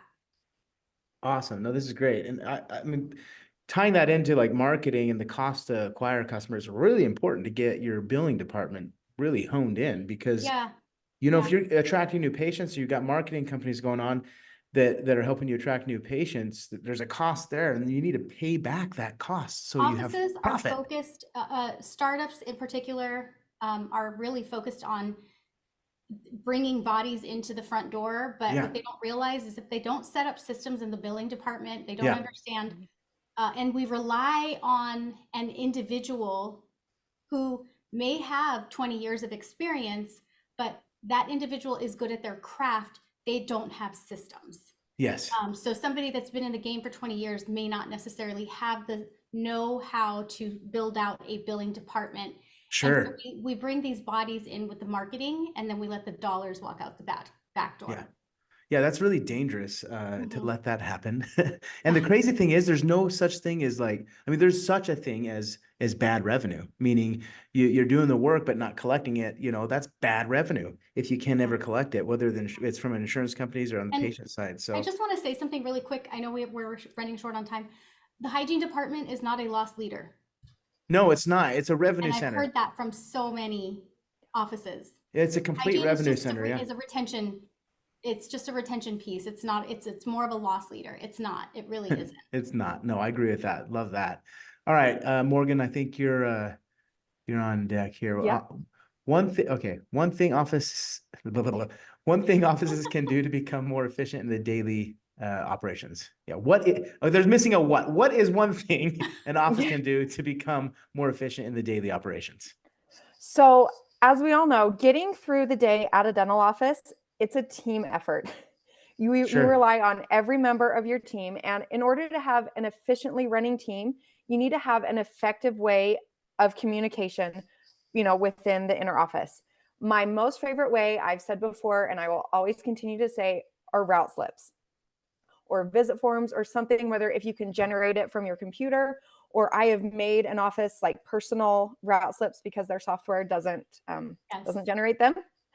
And you use the route slip, typically it just has the patient's name, information, but I use the route slip as a checklist to make sure, number one, I'm doing my due diligence before they come in. I check for their balance, insurance, make sure that's up to date. But then I utilize it as a communication tool so I can tell, the back office, doctor, assistants, hygienists, I saw you were running behind. I went ahead and I updated patient's health history. I've already collected the balance. I've marked it off, checked it off. So if we need to schedule an appointment, write down on the route slip what we need to do. It's a really good way to communicate because it's a tangible form that follows the patient through their appointment. Everybody can see it. We can all see the checklist and we can work together as a team to make sure the patient leaves. They've paid, their portion. They've made their next appointment. If doctor needs to call them or we need to refer them to a specialist, it's all right there. And it doesn't get lost in this chat. If you have like a messaging, it doesn't get lost. It's tangible. We can see it. I think that's the most efficient and effective way to communicate within the office. Do you have like templates or anything that you can share? Is that if your software can generate it, use the software. Use the software. Okay. Mm-hmm. Yeah, I can post one in the chat. It's one that I generated from my other office. Because they use Curve and Curve doesn't they don't generate route slips. Yeah. So but That's yeah, fine. I'll share that in the Don't chat. get me started. And Morgan, you know what I'm talking about. All right. Yes. Morgan, the patients love it too. They see it and they just feel like your office is so organized and they love it as well. Yeah. Yes. It goes to, they see that we have our crap together. All of our ducks are in the row. We're checking off. This is what we need to do for this patient today at this time. So awesome. Thank you, Morgan. Awesome. Yeah. Tessina, you're up. Let's see. Yeah. What can happen if you don't have patients sign their treatment plans? Yes. So obviously, I mean, there's legal matters that can be concerning and nobody wants that. But more importantly, I really like to use the treatment plan as another consent form. So if your office is using charges, cash discounting, all these additional areas to get that revenue in, All of that should be documented and notated in your treatment plan notes, so that when they're signing that treatment plan, they're aware that there's some procedures on there that may not be covered and they're being charged at full fee, or that if they pay with a card, there's going to be an additional fee for paying with a card. Any of those items. I like to have it in several places, like my new patient forms and then the treatment consent form. So I have it everywhere. Sweet. But That's a the good thing, treatment yeah. plan gets skipped a lot. A lot of the times it gets skipped, and it just has like a one-line generic thing that says, this is an estimate only, which is great. We want it to say that, but that's usually what I see, is just this one little liner that's like, this is an estimate only, blah, blah, blah.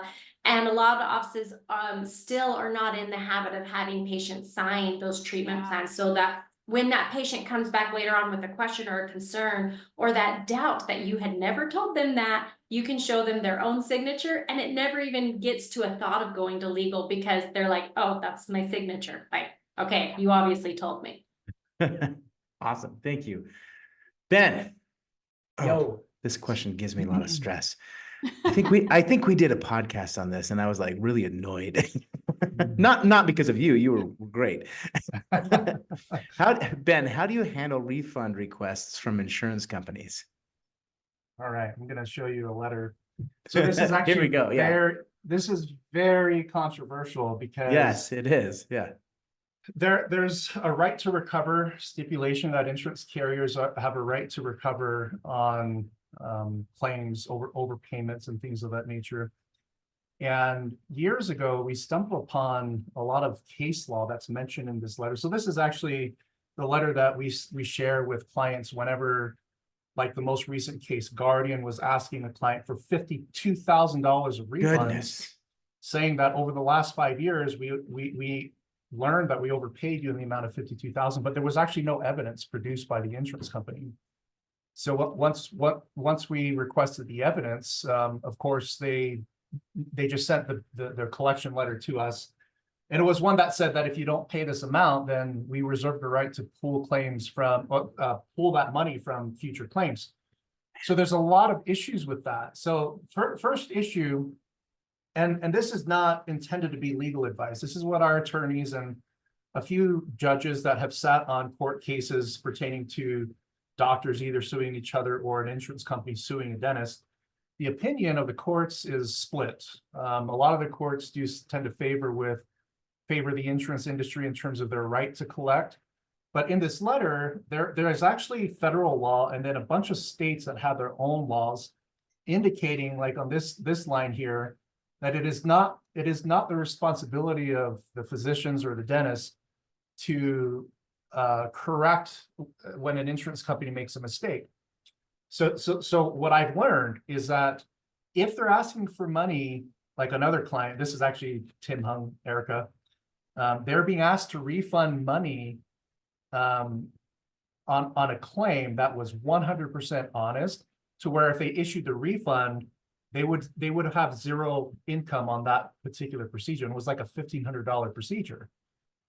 So this is where this letter becomes applicable, because if there's number one, if there's no probable or evidence to indicate that the refund is legitimate, and you've done everything that you could to make sure that you followed everything from your verification, like the benefit breakdown, you billed correctly. Right now, there's a rise of refund requests that are not legitimate. So you have to ask for the evidence to indicate that this refund is actually correct. But you'll know that too. Like if you go to your system and you see that you were overpaid by $100 on a crown restoration, obviously somebody's going to be owed that money, right? But if your records are clean, then this letter, of course, would kind of hold the insurance company accountable by citing federal and state law and case law, those three areas there that are indisputable in terms of an insurance company bullying you on a refund request that they can't even back up with Ridiculous. evidence. Yeah. Why do they even do that, Ben? Like, are they just trying to get money? It's because dental practices pay. They don't challenge the insurance companies. They get scared. It's kind of like getting an IRS refund. Like you owe the IRS money, right? Yeah. I mean, I used to like quite literally have a nervous breakdown when I got those audit requests from the IRS. Sure. Right now, I don't really care because I'm more educated and I know what the regulations are. Yeah, So, sure. So human beings and business owners are the same way. When you get a refund request from an insurance company that you've been filing claims to forever, naturally the initial response is, okay, this sucks, but we got to take care of this ASAP, without knowing that, yeah, I wrote a check to Guardian for 52,000, and it was totally unnecessary. It's an extortion activity by Guardian or any other insurance company. So yeah, that's ridiculous. Thank you for that, Ben. Yeah, I remember that episode. Stressed me out so much. Yeah. All right, Erica, you're next. How can offices improve overall billing department performance?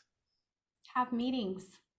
Meetings. We need to have more meetings with our billing teams, our key individuals, the billers. Accountability is the only thing that gets the needle to move. And if we're not reviewing the numbers together, if we don't understand, how much of your money is being adjusted, if there's no decision-making space around adjustments, we really need to understand our numbers with regards to the billing department a lot better. And if we are meeting intentionally, we have a meeting that we do with our clients, and we call it our sit rep meeting. Sit rep meaning it's a situational report. For those of you that are in law enforcement and military, you know what that means. But it is literally a snapshot of how the billing department is performing in comparison to, say, previous months. And it allows you to identify patterns. I'm a huge fan of identifying denial patterns, and we have a spreadsheet that we create, and we identify denial patterns because every area is different with denial patterns. I mean, I've noticed that because we work with offices all over the country, and identifying the denial patterns helps us to understand how we can better submit claims. Like, are we seeing denials for SRPs because they can't see the bone loss? Well, then are we using vertical bite wings? Maybe this is a good time to incorporate vertical bite wings, and we will see less denials because they can't see the bone loss. So it's just really about running a better department and treating it like its own department. I think dental offices, office managers should understand an organizational chart, like how many departments you actually have within the dental practice, and the billing department is certainly one that, if we have better meetings, we understand the KPIs, we will have a better run billing department. Awesome. Love it. Erica, have you heard of EOS? Yes. It stands for Entrepreneurial Operating System, but it's a great way to get your teams meeting frequently and with the right framework every week. So hopefully that's a great book. It's called there's a book called Traction that talks about that type of I'm gonna go get operational those books. yeah, it's great. It talks about really how to install an operating system in the business or practice. And when you said have more meetings, it's like, yeah, that makes sense to me. We follow that intentional here at Boom meetings, Cloud. right? Yeah. Yes, intentional meetings that are that just like, we're going to talk about Hey. pleasantries and how did your weekend go, and yeah. forget all that. Like, Go let's just talk to me about the numbers. Yeah, everyone listening to the webinar today, go get the book Traction. It talks about how to install like meetings into your business that are productive and they're not a waste of time. That's not all that book talks about. That's a huge component. So that's what I thought of when you first said have more meetings. Yeah. Yeah. So thank you for that. All right, Morgan, let's see what you got. Let's see, what is a common mistake you see when it comes to EOBs and payment posting? There we go. Okay, so something that I've been noticing a lot recently is that EOBs are coming back incorrect. They have the incorrect remarks, they have the incorrect write-offs, and they have the incorrect patient portions. So for example, this was, it was what, a $20 charge. We did fluoride on an older gentleman and his insurance didn't cover fluoride. When the EOB came back, the remark said, that we cover fluoride and the patient portion was 0. And I'm like, okay, that's not right. And then even Cigna, and this has been going on for a long time, but the buildups, if you bill a crown and a buildup on the same date of service, the remarks will come back saying this is supposed to be inclusive to the crown procedure and they won't pay for the buildup. Well, that's not entirely accurate because you need to call and give them the seat date in most cases. And, when I'm posting EOBs, for example, I posted quite a bit yesterday, but I had to put on or get in the mindset of, I am not going to let my doctor do work for free. Yeah. And even though the insurance, they'll put in the wrong write-offs. I see that so much. Or I'll see some offices, they will write off to the allowed amount instead of the contracted amount. And basically with this is don't take the insurance's word for what they're saying. It's incorrect. So I don't know if stupid. it's, I don't Sorry, know if it's the so stupid. increasing amount of AI that they use to process the claims. But Probably, yeah. if posting payments and doing that, it's time intensive and it takes a lot of brain power. It's not something that I would do while I was watching TV. I need to, it's I need to sit down. I need to look at the EOB. Yeah. I'm looking at every single column and the remarks. And if something isn't right, if our breakdown says something different, I'm calling the insurance and I'm getting, a correct EOB. Because if the patient comes back and says, well, my insurance said this and this and this, well, that was incorrect. Here, this is the correct EOB. It helps me collect from the patients. But it's just something to be aware of, is that even if the insurance pays for the procedure, it's still not a guarantee that you can keep the money, because they can come back months later and request a refund. So I never believe in EOB, even if it's paid 100%. And it's worth it to do the research, because the more you appeal and the more you question and everything, you'll get less denials. And we talked about this, I think, in the last webinar. Sure. Tessina brought it up. So it's just something that I'm seeing a lot. And I think you need to look out for is that the EOBs are incorrect, and you need to know your insurance contracts. If you're unsure, get with Ben and, review your insurance contracts. Yeah. You definitely need to know everything about everything, question everything. It's almost like the insurance companies are having their own webinars and like, hey, how can we make it more difficult for practices? That's what it seems like, right? I bet you they're doing that. $17 billion. Yeah, it's $17 billion is what's not paid on claims every year. Gosh. Wow. That's what insurance companies, and the mistakes and errors, it's 1 in 5 claims. Dude, those 1 in 5 equates to 17 billion in money that didn't reach the practice, legitimate claims. Holy smokes. Yeah, that's ridiculous. I'm going to throw up. All right. Sorry if anyone's eating lunch right now. Tessina, let's see. We good on time? Yep. Yeah, let's see. We got 2 more minutes. Okay, sweet. Here is a question for you. What happens if offices don't submit corrected claims in the correct format? Yes. Okay. So I'm gonna back up a little bit of let's first make sure that that claim is submitted correctly the first time around. Those patient routing slips that Morgan mentioned and we all talked about are so important, because that is an opportunity for your assistant and back office to tell you what procedures were done, and you get a chance to double check that all the correct codes were billed out, and that they were billed out the correct way, the correct time, all those fun things, and that you have those documents ready to go the first time around. Other than that, I would say make sure you know first if it is actually a corrected claim, or if it's an appeal, or if they're discrimination. So when you're sending out to them, they need to be notified what type of a request you're sending in. If you just send in another claim, it's going to get kicked out as a duplicate. So you need to notify them, is this a corrected claim? Is it a additional information claim? All of those things. And then if you're sending in a corrected claim, there's a check mark on the form. Now I can't remember where it is, that you can mark the form actually for a corrected claim, but also big letters, you're going to put corrected claim in the remarks of that claim. You also have to notate the original claim ID number. Otherwise, again, they're going to kick that out. Sometimes they want you to send in a corrected claim to a specific spot. So once you send it in, you're gonna call and follow up to make sure that they received it, it's going to the right department, and it's getting reprocessed. Don't just trust them or wait 30 days for it to get processed, because that's not gonna happen. Goodness. If you're sending in an appeal, make sure you're also knowing what address that appeal needs to go to. You follow up with that again in a week, make sure it's getting processed.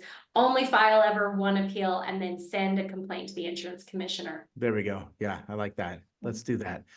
Yeah. Awesome. Thank you so much. We're so lucky to have Morgan, Erica, Ben, and Tessna in the industry to help us with the complexities of working with insurance. Or let me not complexities, the annoyances of working with insurances. So thank you so Yes. much for spending time with us today and hanging out with me, with me, Naren, and Ben about this topic. So Naren, what's up, dude? Hi, everyone. Hello, thank you so much, Tessna, Erica, and Morgan, of course. Really appreciate three of you and everything you have done to make this event a success. I know you have so much knowledge and so much experience, so I really appreciate what you're able to bring today. Awesome. We'll be doing some more of these events, so be looking for our invites. We usually do these every quarter.